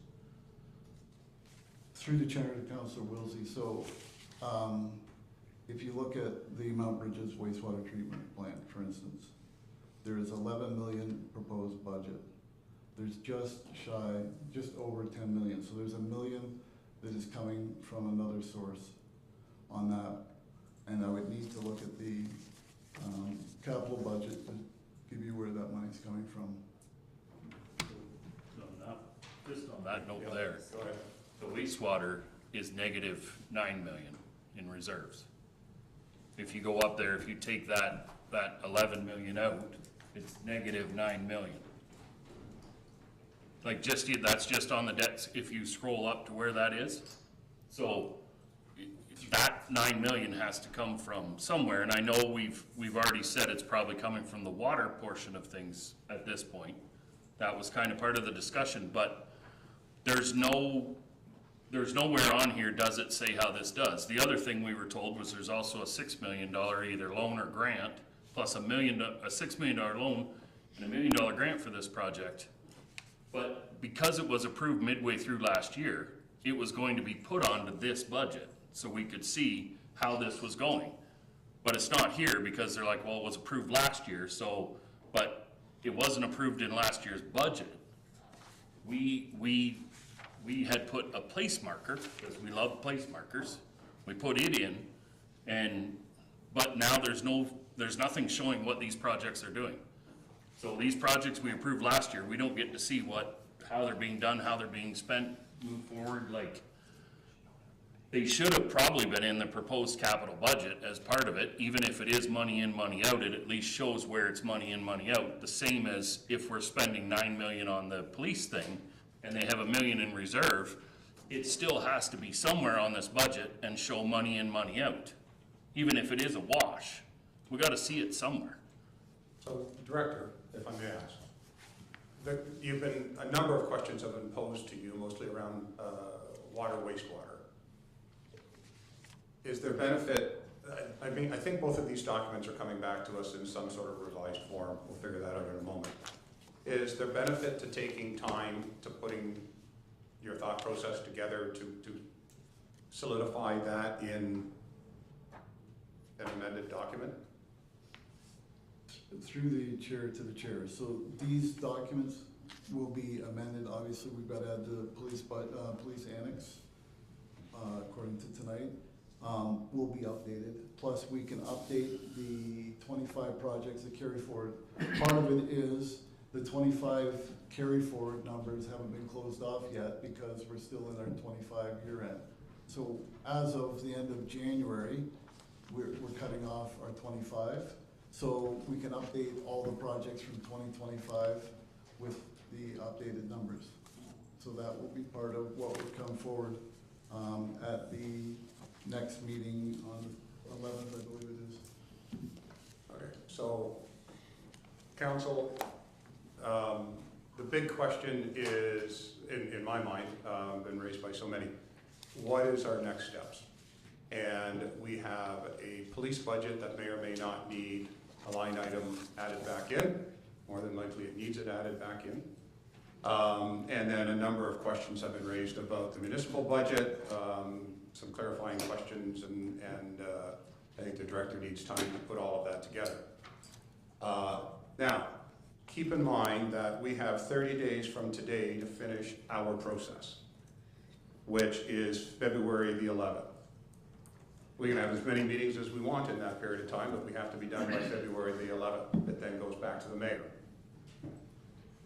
So, with that being said, I am thinking we probably need to get these documents revised and back into our hands sooner than February the 11th. Does anybody feel differently or want to make comment to that? Because otherwise, I think we need to be looking at another meeting. Councillor Brennan. It sounds as though the deadline for making amendments to hand them to the clerk would be Friday, February the 6th, because you wanted to have 5 days before the 11th. Is that correct? So there's a date. The deadline for making amendments, handing it to the clerk, is February the 6th. So my thought is, and by far I'm not an expert in this, I just reviewed those bullet points about the legislation, I guess is the better way to put it. We can hold 2 or 3 meetings within that period of time. But our last meeting has to be kind of put together by February 6th so that we can do it and have it completed like on the 11th. Because after that we lose carriage of the process, correct? So, do we want to do something quicker than that point in time? Councillor Pammer. I just have a question, perhaps for the clerk, whoever's managing this process. It says here that we, the mayor proposes a budget that we receive, and then council can make amendments to the budget. I don't see where it says here that the mayor can make amendments to his budget. Is he part of council? He just is included as part of council? Okay, but that has to be, so, okay. So then if he makes the changes and bring it back to us, then that would require a resolution, right? Correct. So we can accept this, because this budget's being presented now, it's there. Correct. We've identified some omissions and changes, so then if the mayor makes an amendment, then we would have to vote on accepting that amendment, is that correct? Correct. Okay. Just for clarification then, so what Donna's saying is essentially we have to make amendments to change everything we just talked about now because it's been presented. I think so. So we can't just, they can't just revitalize all of it, which was Donna's question. Do you want to hear some input and then take it back and re-present it? But now it's, if. Yeah, and the mayor said he wanted to present his budget. He said, present it. So. Okay, so here we sit. So this would be my question, which was my original one, back to the written amendments.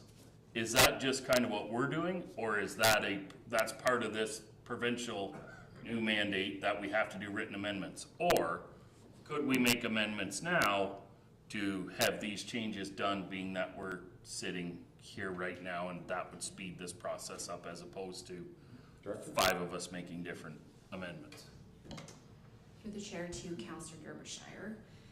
So although the legislation doesn't specifically say yay or nay as far as written documentation, I have advised that we document the process by written form through every step, just to be clear and concise, to make sure that all motions and amendments are made and understood before voting. Okay. So then, if we, yeah, I guess then what we need to do is make a list. Somebody write them out. The problem is when they ask about what the financial implications are on this, like, would you just put, I don't know? Because I don't really, like, what we want is just clarifications and the proper stuff put in, right? That's more. I kind of agree with you. Like, it's really not a great, sorry. It's an unknown process. We're trying to figure it out here. Councillor Brennan and then the CAO. It's interesting with the language. It says council can make amendments to the proposed budget. I don't believe that means a collective amendment. I think we're looking at individual councillors can write up a written amendment, which will be given to the clerk before February 6th, and then they would be dealt with at a February 11th meeting. It's not necessary for council as a whole to collectively put together an amendment. Individual councillors bring forward amendments. So it's an individual process by individual councillors, which will be brought before council and considered collectively. So the need for a meeting to make amendments does not exist. In terms of, you don't need to be at a meeting to make an amendment, you just write one up and submit it to the clerk and it'll get dealt with February 11th. The question is, do we want to have discussions about these amendments that we're considering as individuals in the time period between now and February 6th, when we will have to formally submit them?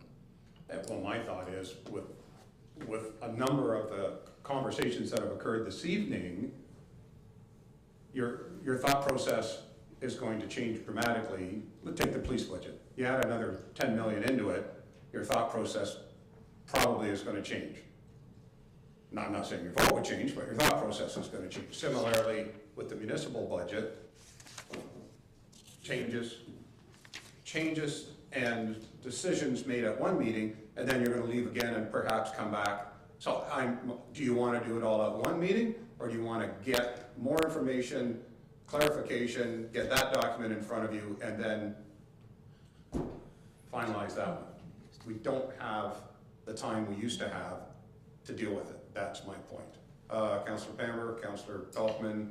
On that point, it would look like the process, and again, looking to the clerk to confirm, is that we have one shot, 30 days after the proposed budget, to make changes or to request changes, and then we either have to accept them or not, and then there's a 10-day sort of resting period. It doesn't say then we can go back and ask for another round.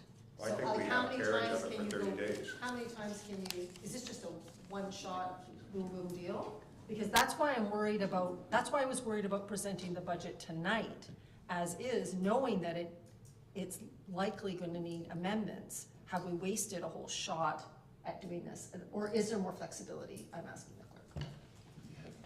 So through the chair to Councillor Pammer, the first 30 days, today, the budget is presented as day one. Over the next 30 days, you have up to 30 days, up until that next meeting in February 11th, to submit any amendments to be put on the agenda to be voted by a simple majority vote. But during that 30-day period, if council feels that in this instance, there's an updated budget documents that need to be provided, if you feel that you want to meet again to have that discussion, to clarify certain items or specific things, that can be done. It's at council's discretion, for sure. So what I heard the clerk say is, you're essentially getting a revised budget, particularly on the police one. You're going to get a revised budget. We're going to want to receive that and have 14 or 15 days to review that before losing carriage of it on the 11th. That's my thought process, but I could be wrong. I had Bo and Steve, and then I'll go down to the mayor. So, Mike, I would just say this. The mayor actually has till February 1st to introduce this budget. Jeez. Today was, right? Today was just a day that we picked to give us a bit of time to move this forward, right? If we don't, I mean, I guess if this is his presentation, but if he would like to take his presentation back, and as long as he presents it before the 1st, can we then not, let's say he presents it January 16th.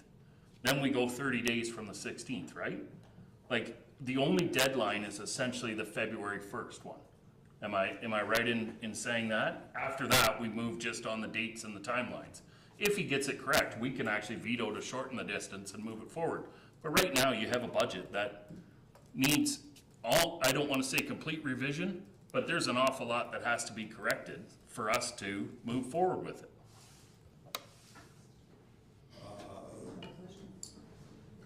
My question is, can he just not say, look, I'm sorry, I'm going to redo this and I will re-present it this date, and then we move forward from that 30 days?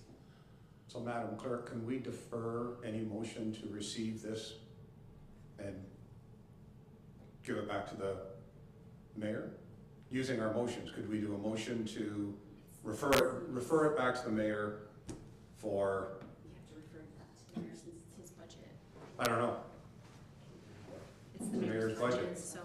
So if we referred it back to you, Mr. Mayor, with at least an answer to the police, the police annex line item, and infill as much else as you've heard this evening, and then re-present that document to us prior to the 1st.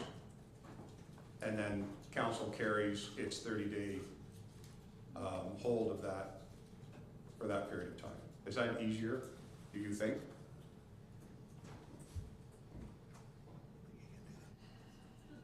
I understand maybe a mistake, the way I look at it, the overall budget, there's one major item, which is the police annex. But again,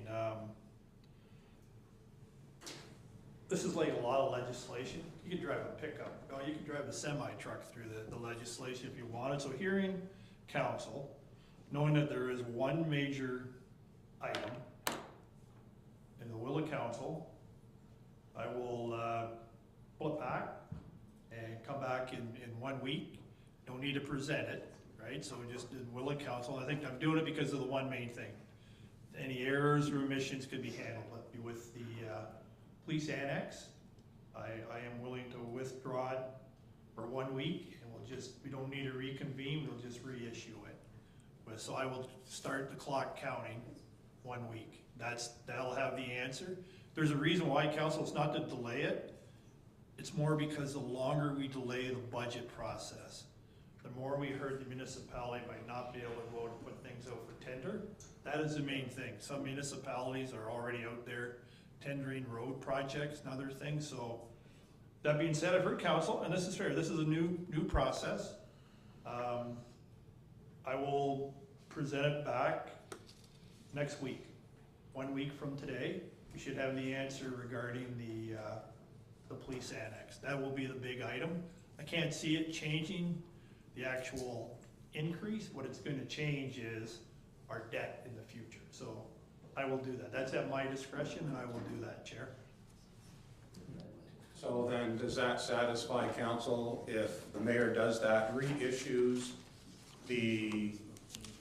it's one municipal budget, but you'll see the police portion budget, and then you'll see the municipal budget, all inclusive. And it'll be the date that is released to us that would start the 30-day time period pursuant to the legislation. Yep. Can I just ask, Derbyshire, yes. with the debt schedule, would then the plants that have been approved from last year not be existing debt, even though we know where they're coming from and how they're coming off? Like, the debt schedule itself probably needs to be revised. I mean, we have the principal and the interest being added together and coming off the principal payment. So those principal numbers are wrong, right from top to bottom. So, and that's probably not a huge amount, but your numbers, we're still not dealing with proper numbers. Director Dakin will clean that up. No, I understand, but I'm telling you, if somebody presented this to me, like if I went to an accountant and they said, here you go, I mean, you'd be right mad. But and by all rights. So we're giving. But when we come to those existing projects, if they were approved last year, are they going to be on the existing debt schedule now? Or no, where do they go? Who will let the director answer? Director Dakin. So without looking at I don't have that in front of me. So if there was debt, it should have been on that list. So we will take a look and make sure that all the debt is showing on the debt schedule. Okay, there's our answer, that the director is going to take all the information and questions asked of him tonight and revise the document or update the document accordingly. Councillor Wilsey and Councillor Hippel, and then we'll call it to a conclusion. Just a clarification, I think I remember this from last year. Any of the projects that finish in 2025, our first payment will not be into the 2027 budget. So even though we're taking on this debt now, all the projects now we're sitting are from 24. So there's been $12 million of debt that happened last year. Just if my numbers are right, they might not be, but assume around $12 million of what projects we did in 25. We have to pay debt on that starting in 27. And then if we do the police now, that won't finish next year, so that'll likely be 28. We have to pay on that 10 million. So the approvals we're doing now aren't actually changing our tax rate today, but we're kicking down the road where we have $12 million in new debt that we're gonna have to pay next year from what we already did. And then another 10 million the year after that, so. Hence the need for the debt policy, Councillor. Yep. Sounds like a credit card getting used. Who's gonna give us shit?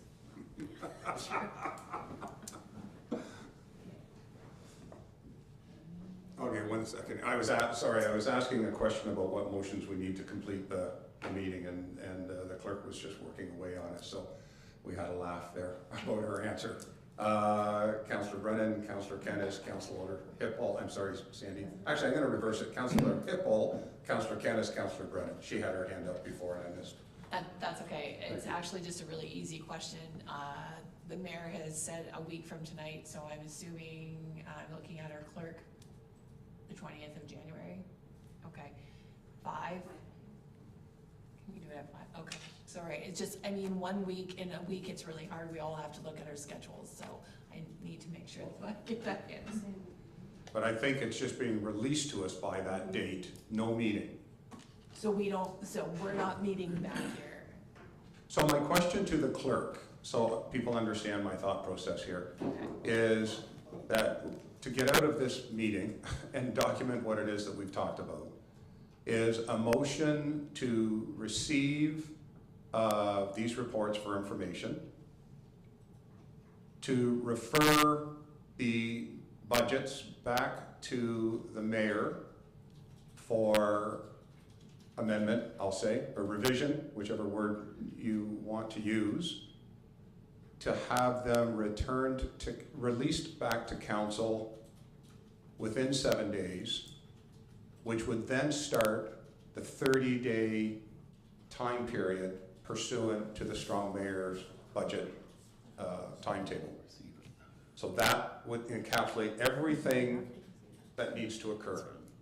And the clerk said, I'm not sure we can do that, but I laughed because I said, I'm not sure who's going to give us heck by doing it. So, Councillor Kennis, did you still want to ask a question? Well, I guess a comment more on the whole debt thing. It sounds to me like a lot of projects that we've done so far, we've paid out of our own cash, and we haven't gone out and got a loan for it yet. And so I think we need to, and perhaps this agrees with Councillor Wilsey and Councillor Derbyshire, I think we need to start getting an idea of what kind of debt payments the municipality is going to face moving forward, both in terms of principal and interest, because that's, and when we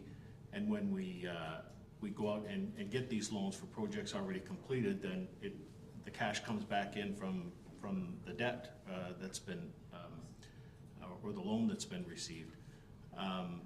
And I think we need to have an understanding of when, and I think Councillor Wilsey's mentioned that too, an understanding of how projects move forward. Like, for example, say we do the police annex. I just throw that out there, and it's a project that's going to start in 2026 and be completed in 2027. And at that time, during the whole construction process, we finance it internally, basically use our own cash, and then we go out to market to get a loan. So I think, and that's something new for the municipality, because debt has always been such a small portion of the actual taxation cash, I guess, that's used, if that makes sense what I'm saying. So I think we need to get a better handle on principal and interest payments moving forward. If that makes sense what I just said. So I think you know, in addition to the police annex being added, I think we need to get a better idea of debt, principal and interest payments moving forward, and how you see that external debt curve kind of going up over the next number of years. Again, I know we haven't passed a debt policy yet, but again, having some understanding and using the assumptions that vehicles are over X number of years and roads over X number of years and all that kind of stuff. So if that makes sense what I just said. So. Thank you. Councillor Brennan? I agree with all that. It's just I'm wondering whether the motion that you outlined should include specifically that we're looking for the inclusion of the capital renovations to the police headquarters, and we're also looking for a revised or updated debt schedule for the 20th. I just wonder if those need to be included in the motion. Start to draft a motion for me. Oh, Yeah, let's, I just said that. 7:10, so. Yeah, I would move that by January 20th, we receive a revised municipal budget from the mayor, which includes the renovations, the capital renovations to the police headquarters, and a revised debt schedule.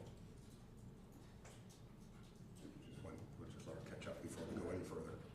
She's typing quickly. And we'll start it out.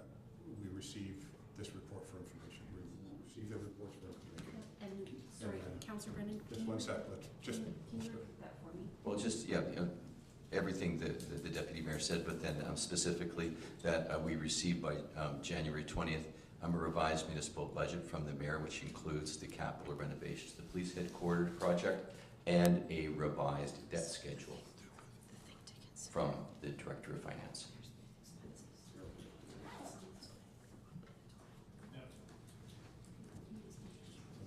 I just want to let the clerk catch up. You okay? Okay, Councillor Derbyshire, Councillor Peltman.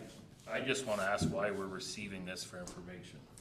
Why we're just not deferring it to get it updated on the 20th. Because at that point, what we're saying is we're accepting this as, but isn't that what you do when you receive it for information, is you accept it, it's now logged in, whereas if we don't accept it and send it back, you're asking for better Well, if we're clarification. sending it back, we have to say we received something to send back. I think, and like we discussed this afternoon, anything I've ever read, when we receive it for information, it just means they get to file it. But that's what, we're now filing misinformation. Well, You're asking we're them to go asking back. for it to go back and be revised, so it doesn't start the 30-day clock. That's the whole point to it. Well, wouldn't it start it if you receive it? That's what I was thinking. Like, that's what I was thinking. If you receive it today, it should start the clock. Now you're Well, the mayor saying. says he's okay if it doesn't start the clock by then. Yeah, first. Like, Get our hands slapped. I wish I knew the process better, Counselor. I don't. Yeah. I'm just trying to get this meeting wrapped up. And a pathway forwards. Whatever. Do it. But I think anytime that we're talking about documents, I think we have to receive them. Yes, I think we do. We usually do that first, receive the documents, and then we have our discussions about it. Councillor Peltman, did you have a comment before we move? I did.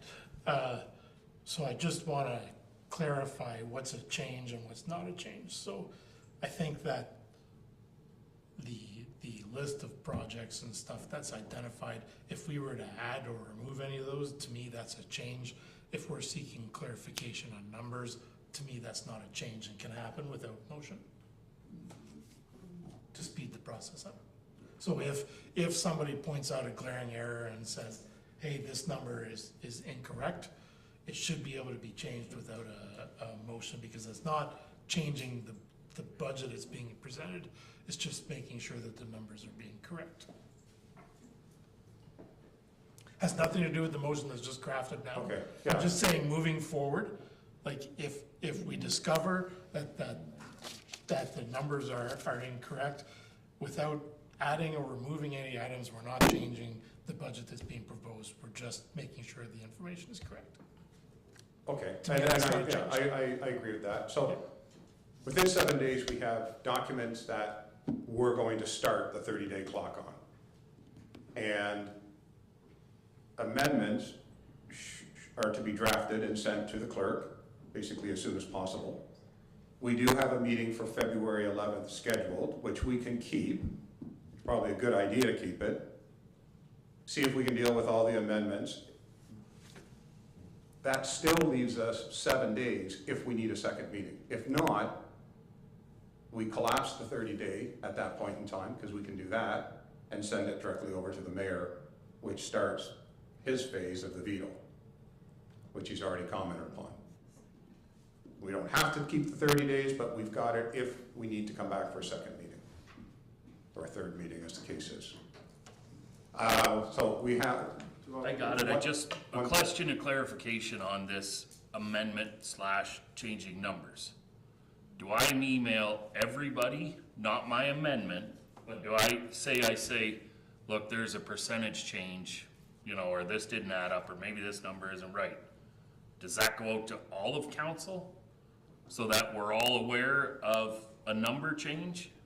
Obviously, I would send my amendment to the clerk and whatever it lists on this name, and then we would deal with the amendments at that meeting. But if we're talking about, like say, you notice the debt schedule, just using it right now, and the numbers are off, do I email everyone and say, hey, I think the numbers are off on this?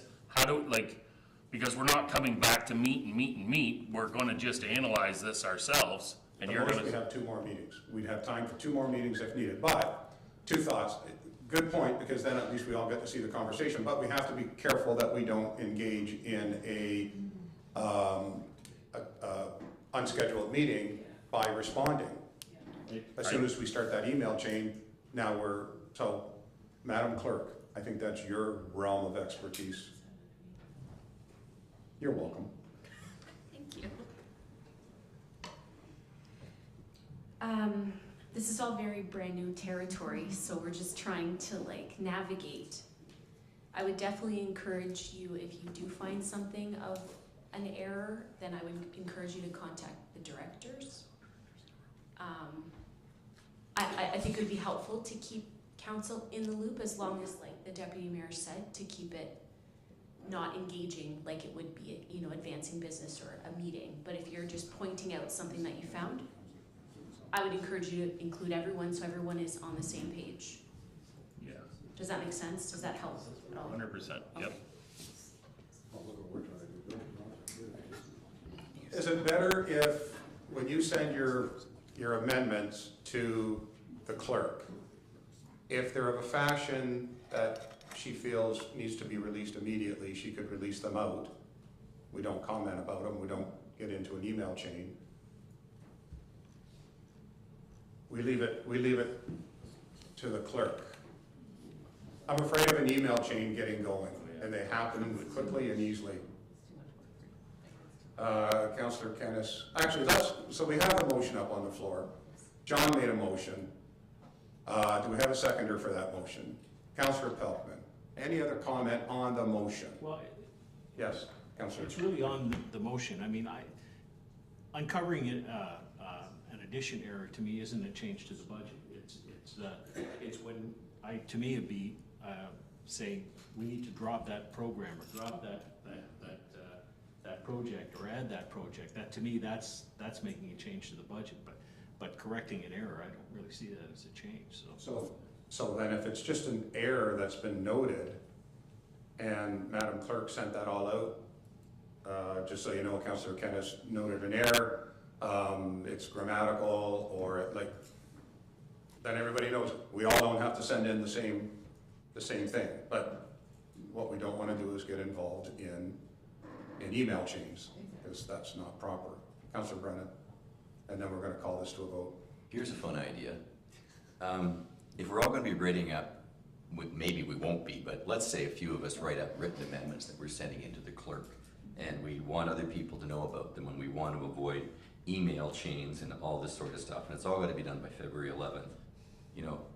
There's nothing saying we couldn't have a meeting on February the 4th, if you will, where each of us could bring in with us, if we wanted to, a copy of our written amendment, and we could just say, hey, other members of council, here's 3 written amendments that I have submitted, and I'm just going to let you know about them in this meeting, and then we could all do that. And if it turns out that there were a total of 11 amendments that were put forward by all of us, we could take 5 minutes and talk about each one. We don't have to make a decision, but at least everybody knows that amendments are being proposed before we get to another meeting. I mean, I think we do best when we sit down and meet with each other physically.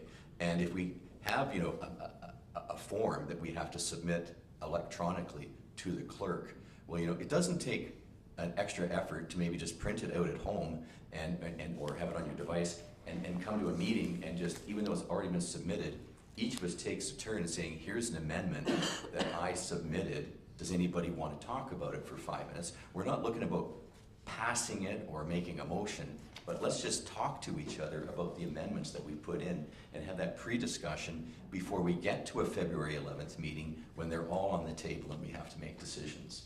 So I think we do best when we sit and talk to each other. And I have no objection to a meeting where we'd all sit down and say, I might come in here and say, I made no amendments. And maybe Steve's made 2 and he reads them out. And Bo's made 5 or 1 or none.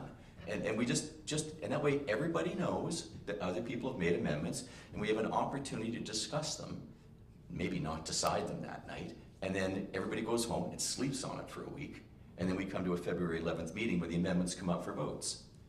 I just think, you know, that way we avoid the whole email chain and it humanizes the process.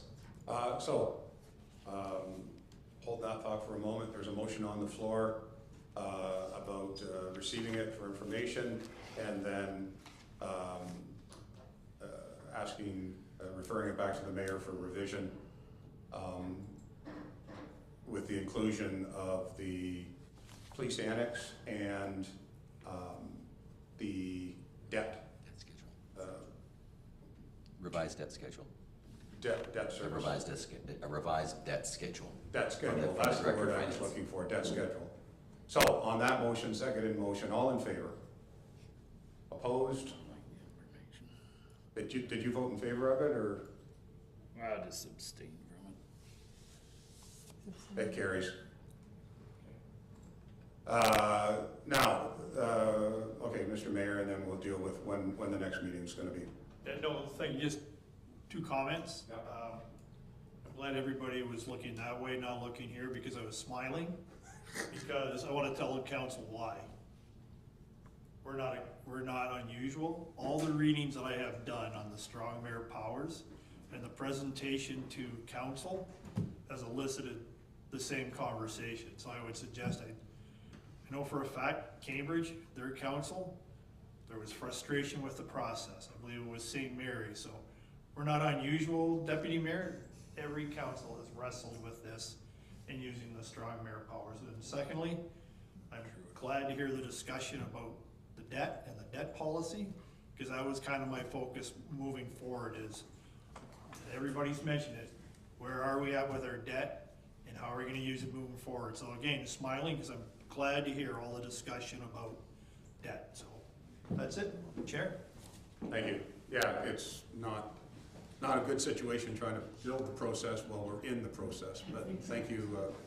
Sorry, I was gonna say it's not fun building the process while we're in the process on this, but we got through it. So, next meeting. When do you want the next meeting to be? The 3rd? You want the 3rd of February? What day of the week is that? Tuesday. A Tuesday. Tuesday the 3rd of February at 4:30? No? What, Tuesday doesn't work for Councillor Palmer? No, the 3rd, I have. Oh, the 3rd. I have something booked, but I guess I could try to change it if I'm the only one. How about Wednesday the 28th? There's one tentatively booked by staff for Wednesday the 28th, 4:30? Councillor Hippel can't make Wednesdays. Can we not just change the strategic priority meeting to When's strategic priorities? That's, 26th? It's the 26th. it starts at what time? 5. Do you want to meet at 4:30 to do the budget? 4:30 for a 30-minute budget discussion prior to starting strategic priorities. You won't get it done in 30 minutes. 30 minutes? Hmm? 30 Yeah. minutes? It's just to say what amendments you're thinking about bringing forward. And then we meet on the 11th to hammer it out. It still gives you 7 days if you wanted another one on the 20th. We could start at 4:30 and go till 7:30. No, we can't. We could stretch it, like, do it all in one day rather than do it twice, so. We're gonna begin then on Monday, the 26th of January at 4:30 for a continuation of the budget process. Bring your amendments.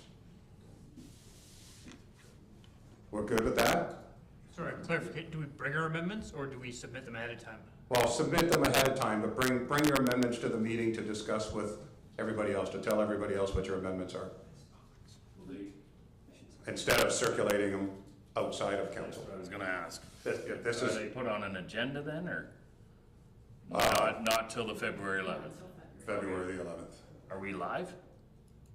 On the 26th. Yeah. Yes. We'll be live. We'll be live. It'll be in this room. Yep.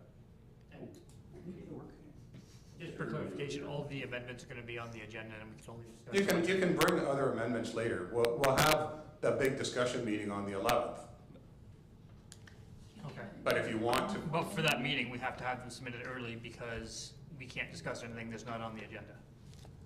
we're not gonna, I don't, my understanding from Councillor Brennan was not to just do a big discussion about them, but to tell everybody, here's what I'm thinking of bringing forward.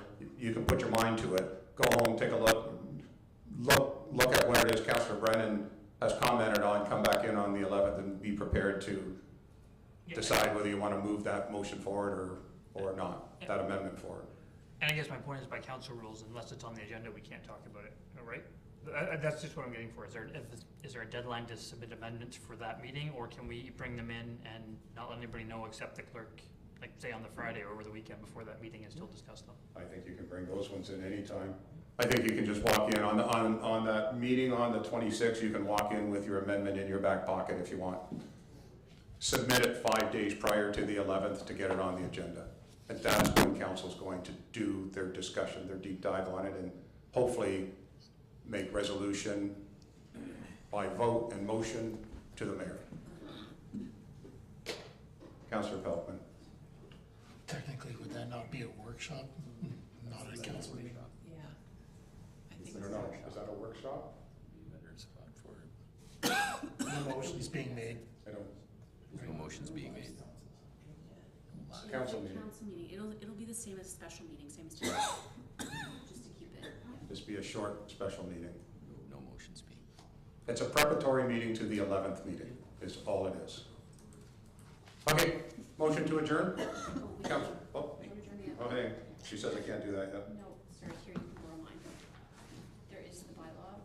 Oh, geez. I'm looking for a motion, that bylaw number 4-26 receive first, second, third, and final reading. What is that? It's just a bylaw to approve the proceedings of the meeting, just that. Oh, I see, it says that underneath there. A bylaw to confirm the proceedings of the special council meeting of the Corporation Municipality of Strathroy-Caradoc. Somebody make a motion? Councillor Kennis, Councillor Hippel, thank you. All in favor? That carries. That's it, now I need to make sure. Motion to adjourn. Councillor Hippel, Councillor Kennis, all in favor? We stand adjourned 7:28. Thank you. Good job, Mike.